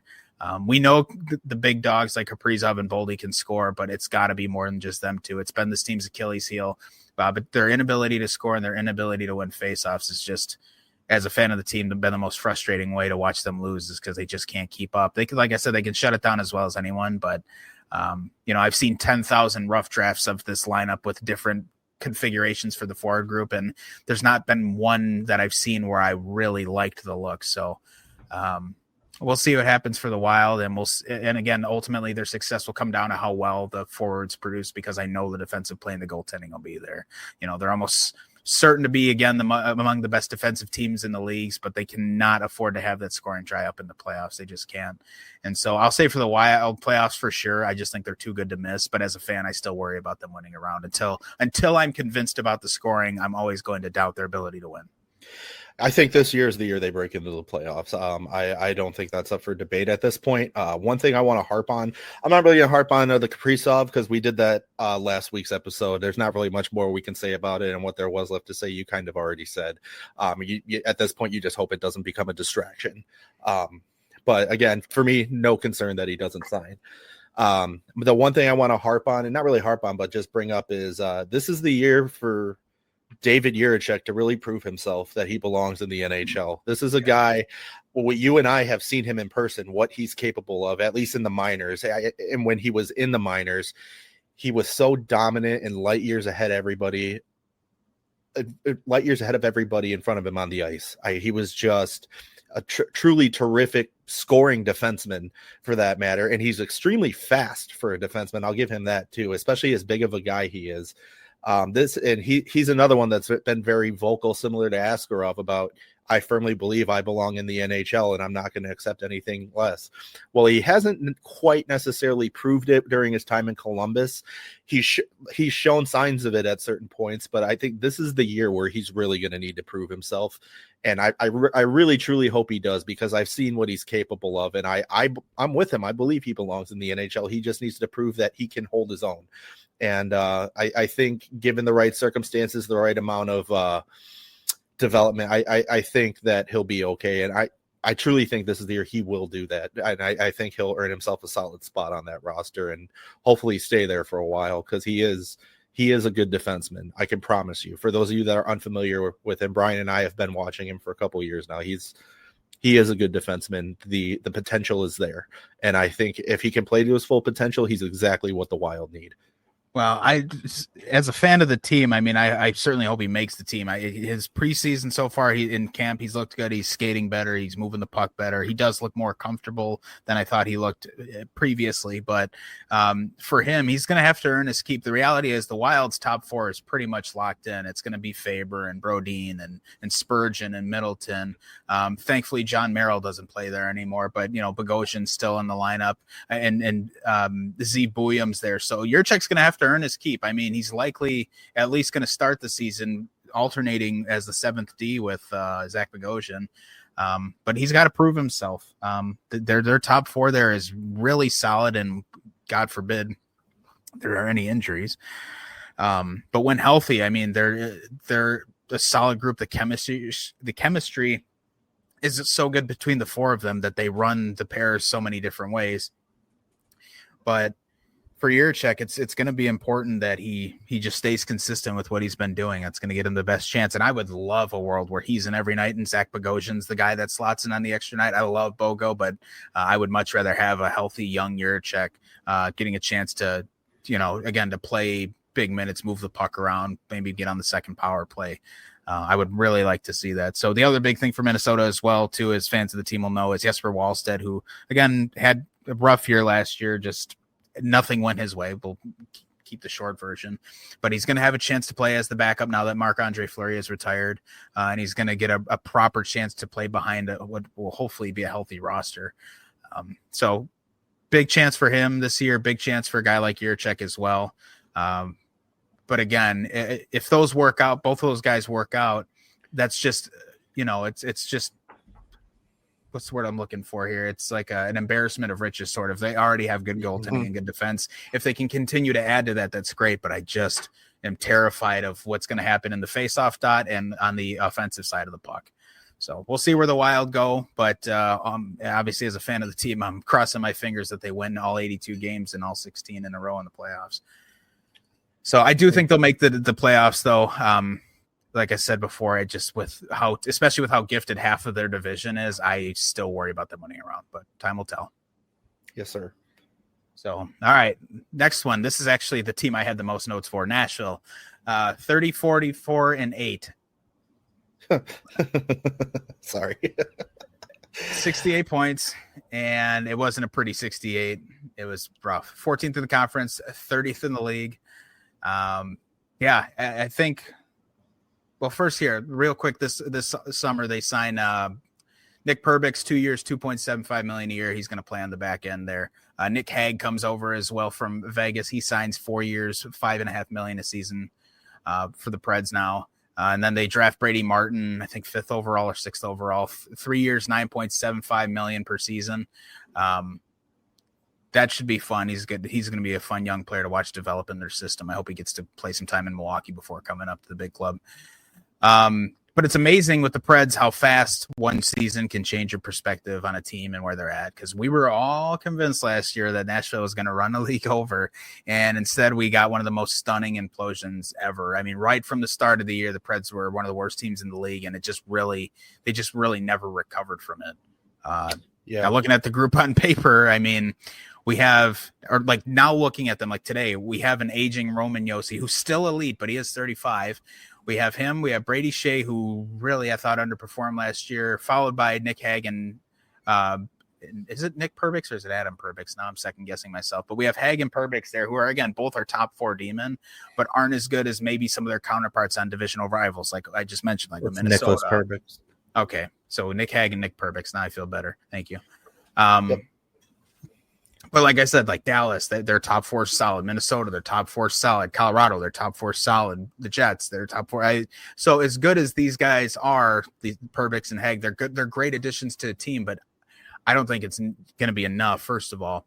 But they just have nothing good brewing on their bottom pair, which is going to hurt down the stretch as you need your depth guys to get those minutes out of them. And the forward group's a mess. Forsberg, who is still insanely talented and in his prime, is there. But O'Reilly, Stamkos, Marchessault, Eric Hall, they're all like 35 years old. Their prospect pool is pretty well loaded, but none of those guys have made it big in the show yet either. And Luke Evangelista, who's one of their star young forwards, still doesn't have a current contract. He's now in danger of missing the start of this season, which is a nightmare for them right now.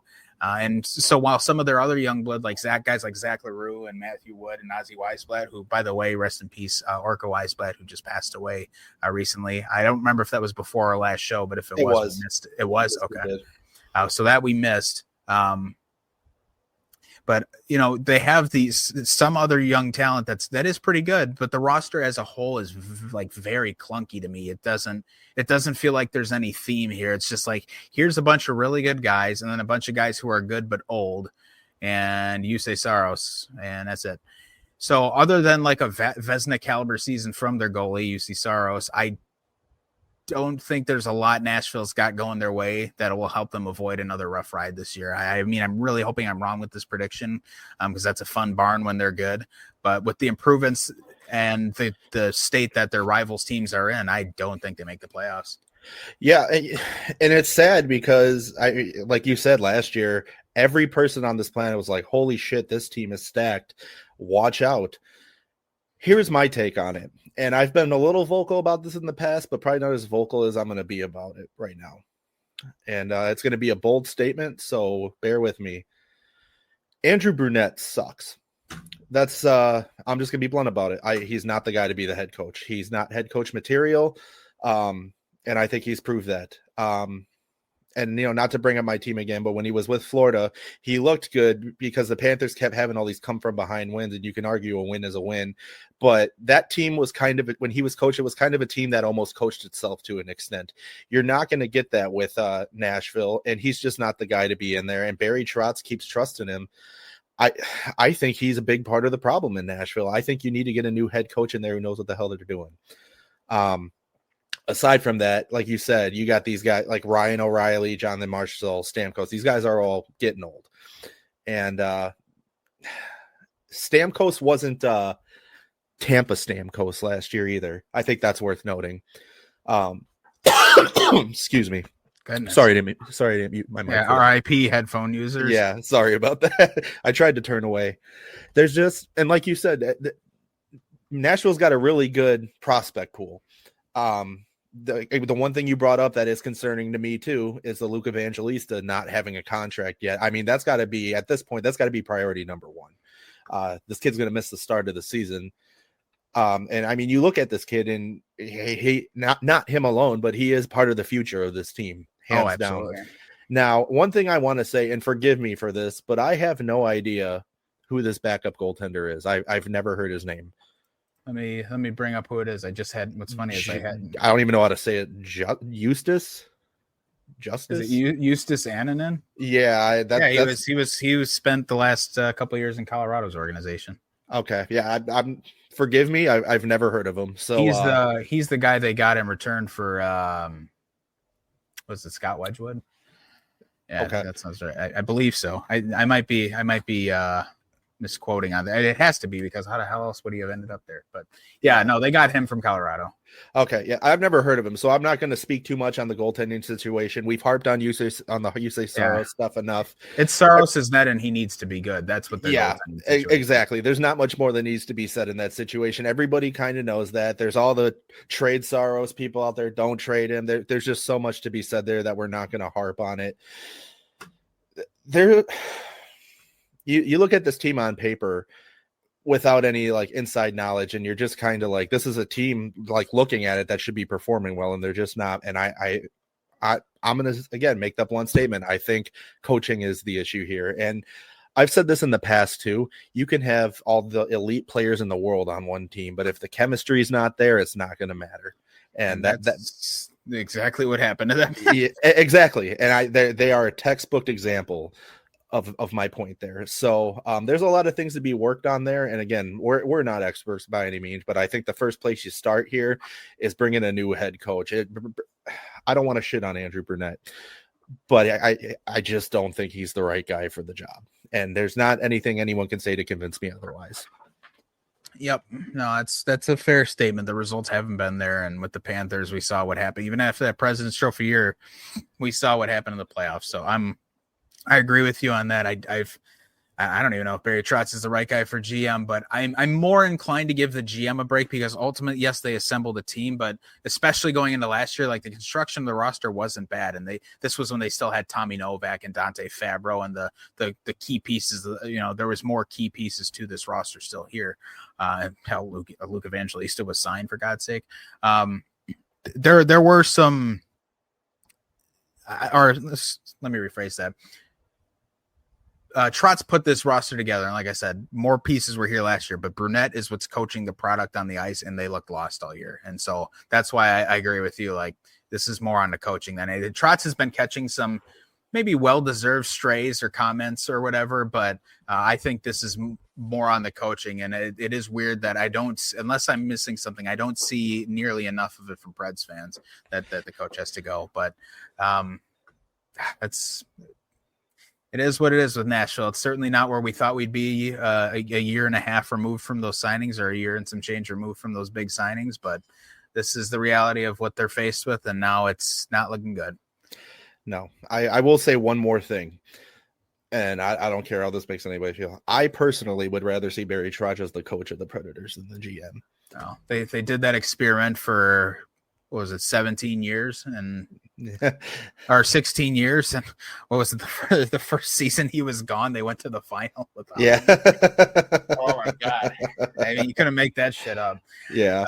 No, I love Barry Trotz though. And where did he go? He went to Washington. Yeah, because he won the cup with Washington. He won the cup with them.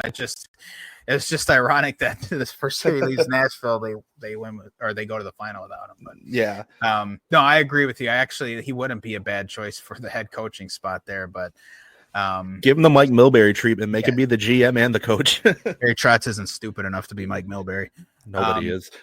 All right, let's move on. St. Louis. So last year they were 44-30-8, 96 points in the standings, 8th in the conference, 14th in the league. The Blues had that really unfortunate ending to their season. And I as somebody who doesn't like the Blues, I enjoyed the way they lost, but as a hockey fan, I'm like, oh, I couldn't imagine a more painful way to lose. So that was just a quick aside that I thought was kind of funny the way it went down, but I did feel a little bad. Anyways, rather than picking on St. Louis, I actually do have some good things to say. So first of all, they re-signed Cam Fowler, 3 years, $6.1 million a year.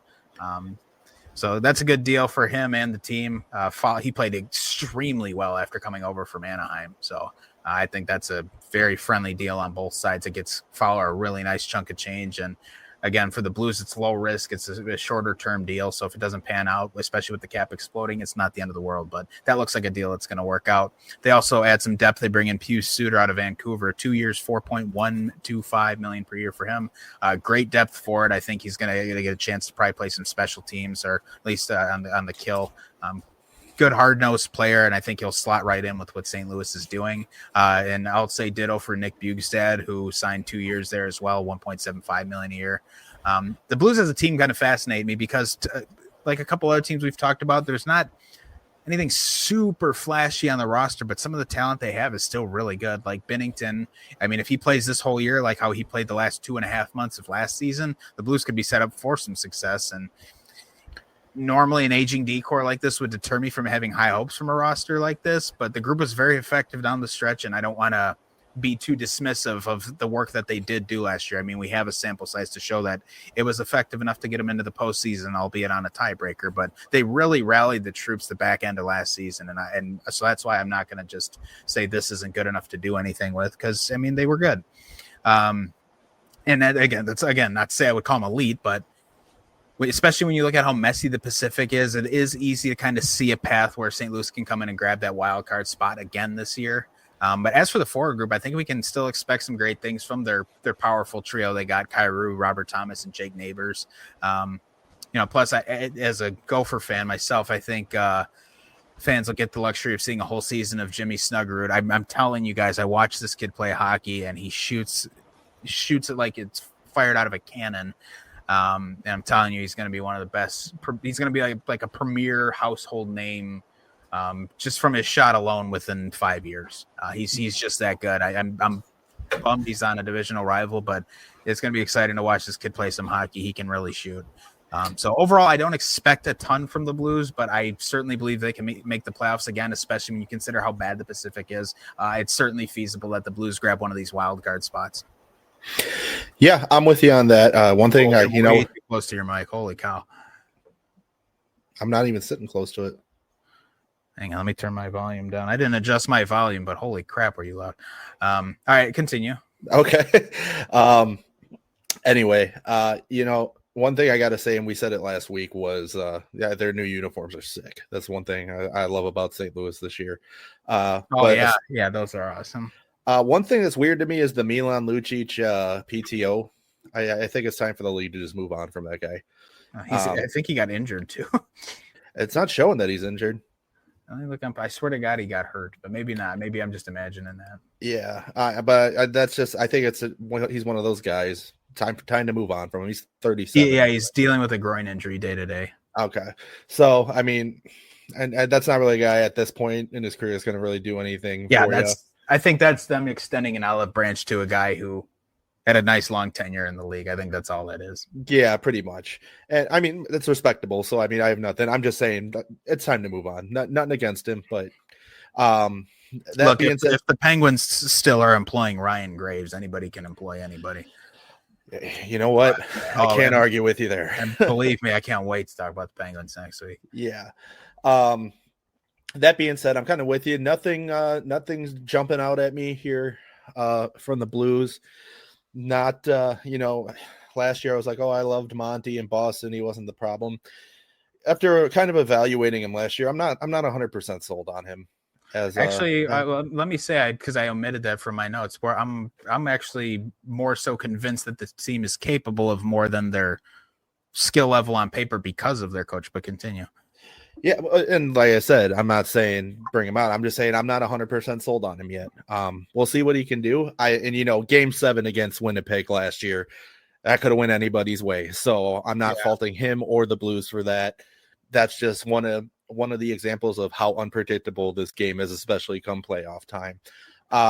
But that being said, again, Nick Bjugstad's got a real nice team-friendly deal. And I've always liked Bjugstad anyway. He's a nice giant presence on the ice. Not too many, huge names on this team by any stretch, but again, getting Cam Fowler taken care of, that was smart on their part. Big Cam Fowler guy over here. So as a person, I can't stand Jordan Binnington, but I got to give credit where credit's due as far as he as a goalie was last year anyway.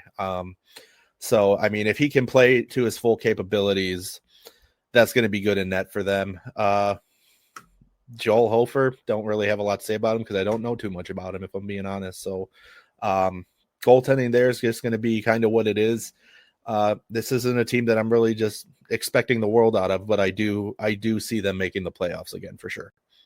For some context too, you mentioned Montgomery. If you were unsure, the Blues were 9-12-1 last year when they fired Bannister and hired Jim Montgomery. The rest of the way down the stretch, they were 34-18-7. So a really good showing. They were among the best teams in the league after he took over. Well, then, I mean, yeah, he's got that to work in his favor. And the one thing I will give Monty to his credit, he's very good chemistry builder for teams. He's very good at bringing groups together. I will say that. And he's very down to earth with the guys who play with him. And I think that does go a long way. I feel like the Tortorella approach is a very outdated style of coaching, and that doesn't work in today's league. So in that sense, I agree. I think he's the right guy for the job there. I'm just I think there's more potential there for him, is what I should say, to really solidify himself as one of those elite coaches in the league. And I would like to see it out of him. That's what I'm trying to get at here. Is I'm not trying to bring the guy down. I want to see, like, when he retires, I want him to be one of the biggest names to ever coach the game, because I think he has that potential. So we'll see what happens. All right, let's move on. Utah, the Utah Mammoth. So fresh off a rebrand that we missed on our last show somehow when we were talking about all the rebrands and jerseys. But Utah, 38-31-13 last year. So their first year free from the hell that was Arizona. They finished with 89 points. It was 11th in the conference. It was 19th in the league. Not what they were hoping for, but certainly an improvement on how things were in Arizona, just between the on-ice product, the off-ice situation. Utah's obviously, since this season ended, rebranded the team, made some big changes to the arena they play in already, and they're going to continue to renovate and make it even better. But as far as the on-ice product itself, Utah, some contracts they signed this summer. Jack McBain, 5 years, $4.25 million a year. They bring over Stanley Cup champion Nate Schmidt, 3 years, $3.5 million a year for him. Bring in Brandon Tanev, 3 years, $2.5 million a year for him. And of course, the big fish they landed was JJ Peterka. 5 years, $7.7 million per season for him. So Peterka gets out of the hell that is Buffalo and comes to Utah. So Utah had a pretty noisy offseason. I mean, like I said, bringing in a Stanley Cup champion, bringing in a big bruiser like Tanev, bringing in a young budding star like JJ Peterka. Like this roster to me is almost like a diet Dallas roster, minus the goaltending. Overall, there's some really, really good young talent on both sides of the puck. Up front, their core forwards are, if you look at them, they're all pretty young guys like Peterka, Keller, Genther, Cooley, McBain, Hayden. Like their top six is really mostly young guys, which is good. And there's work that needs to be done still. But like you look at the back end and, their top guys like Sergachev and Dursey, young stars that can play huge minutes. And as long as health is not an issue, guys you don't have to worry about if they're going to be good or not.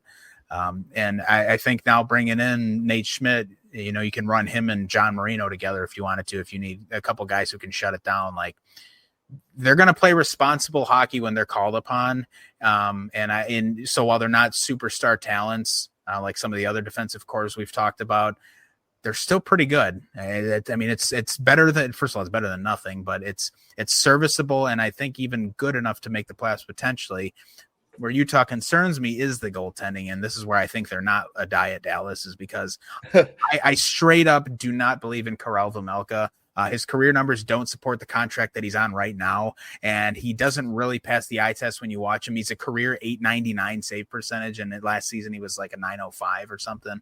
Mm-hmm. I mean, I think Utah will be better this year, and I think with a more solid roster, I think that alone lends itself to a better goaltending play, but it doesn't always. I mean, look at Alex Georgiev. He played behind one of the best rosters in the league, and he in Colorado, and he sucked. And he went to San Jose and somehow found a way to get worse. Like sometimes you just don't have a good goalie, and I think that's the case for Utah.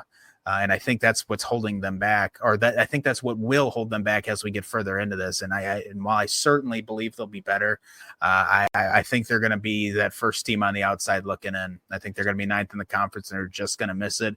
And when we have a discussion about them next summer, it's going to be, boy, if they could have fixed that fucking goaltending, they would have been in the playoffs. I can almost guarantee it. Yeah, I don't disagree with you. One thing that I have to put out there is no matter, regardless of how last season went and what happens this season, they're already eons ahead of where this organization was when it was in Arizona. Oh my God. Yeah. Yeah. Listen, maybe I should have emphasized this more. Their on ice product needs some work. They could not be doing a better job off the ice. They could not be doing a better. Continue. Sorry. Yeah, absolutely. And I mean, that really comes down to, again, I did this last season, but I still got to give credit to Smith Entertainment Group.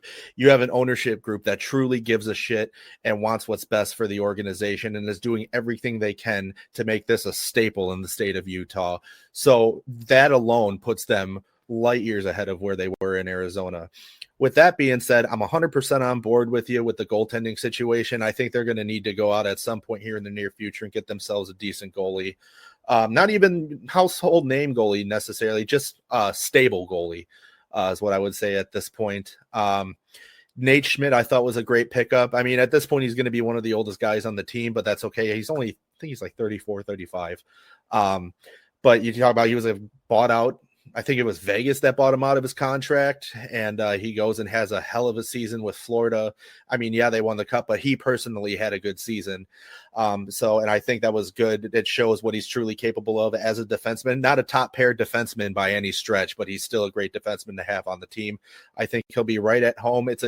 Granted, he just came off of winning the Stanley Cup, but he's in a team that's new to the league, essentially, indirectly new to the league. It's a change of scenery. I think this is kind of like okay, I just won a cup. Now I can take everything I learned playing on a Stanley Cup champion team and bring it to this new organization. So I think from a leadership standpoint, that'll be good for him and the team. So I really like the pickup, and they still got Mikhail Sergachev too, who I love. And I'm just really happy he's not, as a Panthers fan, I'm just happy he doesn't play for Tampa. So I'm not expecting big things out of this team this season, but there's not really, unless they just come out and have a god awful season, there's not really too much that they can do this year that I would consider a disappointment right now. This is a team that's on the up and up that just came from the absolute depths of hell. And now they're climbing the ladder.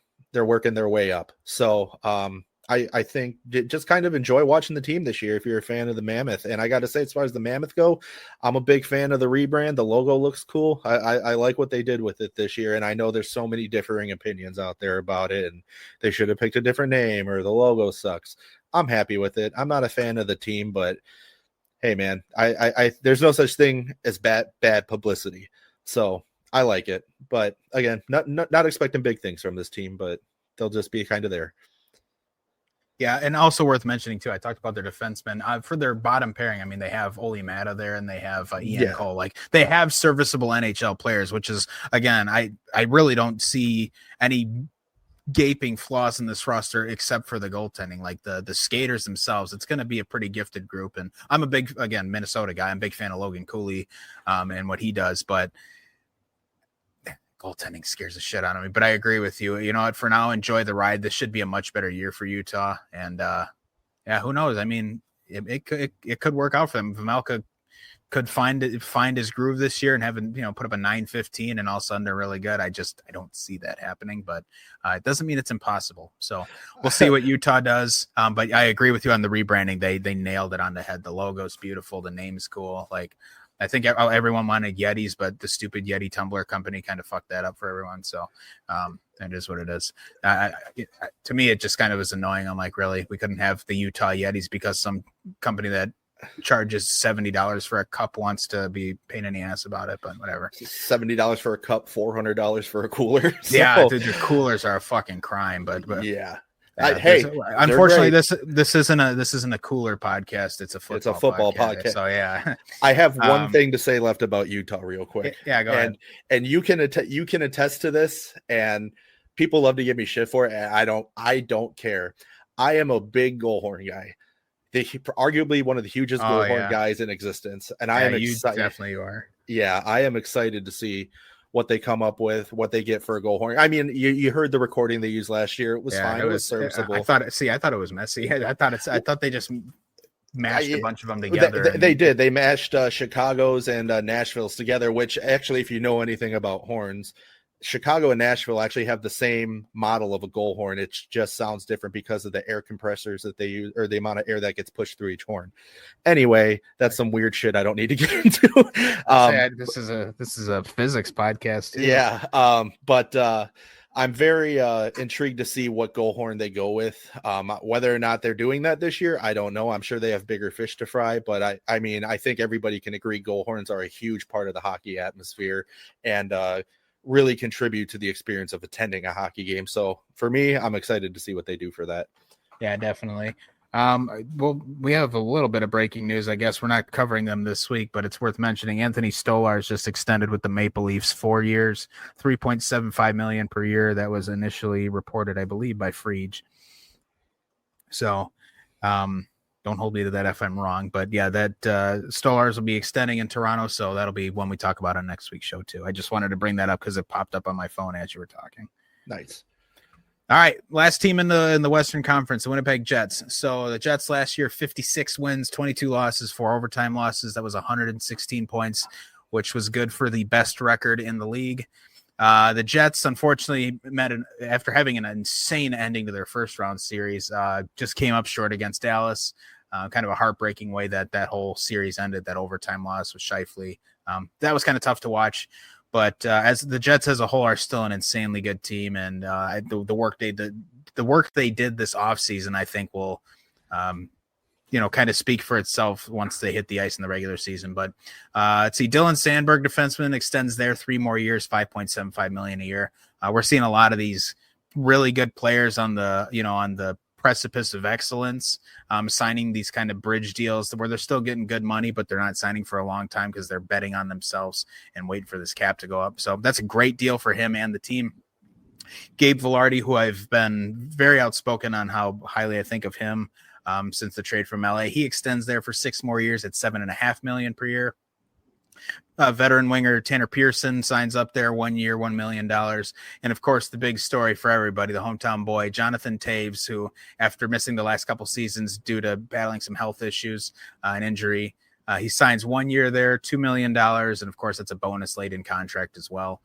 But it's nice to see Jonathan Toews back in the league. Of course, I wish it could have been somewhere other than the Central Division, but hey, you can't change where he's from, right?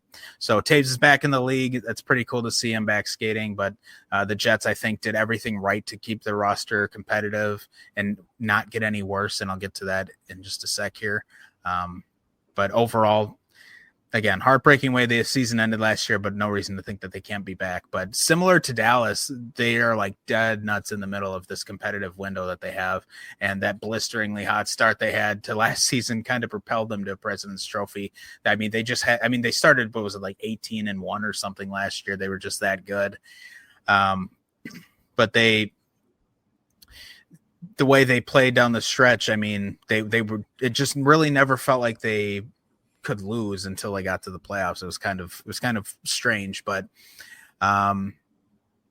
every crucial member of this team, I would say, is still a part of it. I know Ehlers leaves town, but with Cole Perfetti kind of having this meteoric rise, I think Perfetti will pan out as a better hockey player when it's all said and done. And losing Ehlers, it just seemed like it was never the perfect match. Initially, it seemed like a perfect fit, but the last couple of years, it just kind of seemed destined for failure. But with the emergence of Cole Perfetti, I don't think they'll miss Ehlers being there. And I actually think as he continues to get better, he'll not only be as good as Ehlers, but like I said, much better.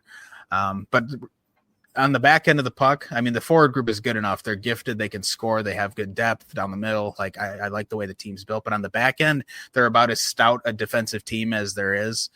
They're really tough. They hit hard. They're tough along the walls. Like it's a tough group to play against. And they're backstopped by one of the best goalies on the planet. So I know Helly struggled in the playoffs last year at times and the year before even, but these Jets are dangerous. Like I said, all their best players are in their prime, and just the vibes of bringing in a guy like Jonathan Toews is icing on the cake. So I'll keep it short and sweet. We've said it 800 times on the show, but it is cup or bust for the Jets. This team is so insanely good. They could just as easily win the division as Dallas could. And yeah, there's not much else to say. The Jets are just really sick, and they just had an unfortunate ending to their season last year. But certainly a team that I would not be surprised to see come out of the West. Same here. And again, I'm with you. This is a team that, every year, at least the last few seasons, are like, oh God, this is Winnipeg's year, Sorry, I'm sitting a little further back from my mic. But I mean, you factor in Hellebuyck and net. I'll make the argument that he's the best goaltender in the league right now. But with it, take that out of the equation anyway. This is a team, again, they added Jonathan Toews, so I think everybody's kind of excited to see how that's going to go for him and the team. If nothing else out of that, at least he's going to get his chance to kind of ride off into the sunset on his terms. Yep. So if nothing else, I'm happy for that. The guy's had a hell of a career. He's been a household name in the league. He's a 3-time Stanley Cup champion, 2-time Olympic gold medalist. Exactly. He's off first ballot Hall of Famer. I can tell you that. World Cup winner. Yeah, there's nothing there shouldn't be a person out there that has a bad thing to say about Tazer. And so to see him sign with his hometown team, I think that there's no better way for him to go out too. So I mean, you got to imagine this is going to be his final contract in the NHL, and I'm glad he gets to do it on his terms. As far as the team as a whole goes, I want to see. I'm not a Jets fan, but I do love the Jets. I want to see redemption for last year. If I have to pick a team in the West, I want to see go all the way. It's going to be Winnipeg. Vegas. No. I would argue that's the last team I want to see do it. That's just the team I think would do it. I will say, I love the Winnipeg fan base. They have such a hardcore, devoted fan base. There's nothing like the whiteout during the playoffs, in my opinion. It's just, I got real excited. We were watching Game 7 of Round 1 against the Blues at your place, and I almost jumped through the roof when they scored to tie the game. Yeah. So I think that's just because we both hate the Blues. Yeah, well, there's that too, but I do legitimately like the Jets. I will say that they're a fun team to watch. I love Connor Hellebuyck, and now they got Jonathan Toews this year again, and I love him. So I'm gonna really be paying attention this year. Mark Scheifele, I'm very excited to watch him this year. Coming off a rough end to the end of the season for him last year, and he still persevered. But this is a team that there's no excuses at this point in my book. There's no reason. I know you said Helly kind of struggled in the playoffs, but there's no. He's got to be good. He's exactly, especially with the reputation he has. He's got to be solid for them. And looking at this team, it's a pretty consistent team across the board. This is a team that should be minimum making the conference final. And again, this is another cup or bust team for sure. That there's not really a whole lot to say because the expectations are there and they've been there the last couple seasons and they haven't been met. You know what needs to be done. It's a matter of getting it done. So I'm with you again. It's kind of a cup or bust season for them. It's crazy. You mentioned they got to at least make the conference finals with this amazing group they've had the last half decade plus. They've only made the conference final one time, and that was 2018. Which again mind blowing to me. Yeah. I can't believe they haven't been there more than that with how good they've been and some of the teams they've iced. I just can't believe it. Well, and how many conversations have you and I had outside of the show about the Jets? That is a real possibility. The Jets are going to go all the way. I can't tell you how many times we've had that conversation and it doesn't happen. So it's like, what's happening there? Because I would argue there's not really any true missing pieces here to this puzzle. There's not. It's all about they've built the right team. The team that they've built needs to play like it. That's all it comes down to. Yeah. So again, cup or bust, anything less is a disappointment. All right. Well, we survived the marathon there of all 16 teams. I can't wait to do that again next weekend. But yeah, no, that's a wrap on the Western Conference. So thanks you for all you who made it to the end here. Thanks for listening. There was a lot of notes that went into doing this. My hands are tired of typing and searching and reading. And well, I guess my hands wouldn't be tired of the reading, but Yeah, there was a lot of notes that went into making this show, so I'm glad glad we got through this. And again, thanks to everybody who listened all the way to the end, and thank you for Xenopucks for sponsoring a show as always. Our next show will likely not air, or it may not be recorded next Sunday. It may go out to next Monday, as I will be out of town for a wedding. We're going to try and record it next Sunday, but there are no guarantees of that. So keeping that in mind, though, we will be discussing doing our Eastern Conference preview on the next show, where we'll again visit not only the Stanley Cup champions, but the entire other half of the league. So this was a fun show to do. I actually prefer these longer form shows like this. I just hate the amount of notes that have to go into doing them. But I always like recording these. These always kind of feel the most fun to do.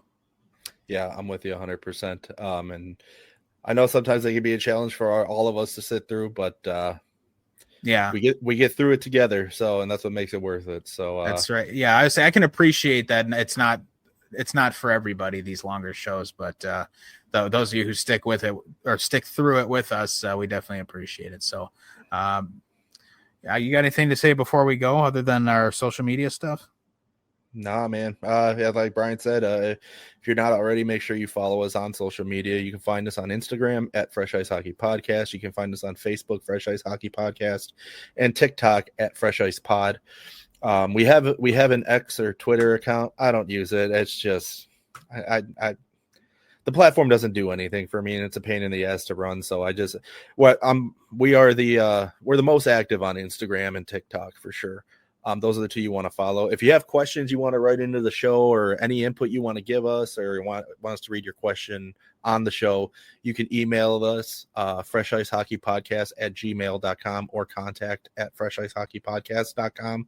Again, more active on the Gmail email address. So I would highly recommend you email us there. I generally use the contact at Fresh Ice Hockey Podcast one for business inquiries. But feel free to send it to whichever one you want. Other than that, I got nothing else left for this week. I'm kind of out of things to say, which isn't a very common thing. All right, then. Well, like I said before, we'll be back next week. We'll do our Eastern Conference preview, and that'll also kind of set us up for the eve of the start of the regular season. So fun times are ahead, my friends. We got one more week of preseason to make it through, and then it all counts until June.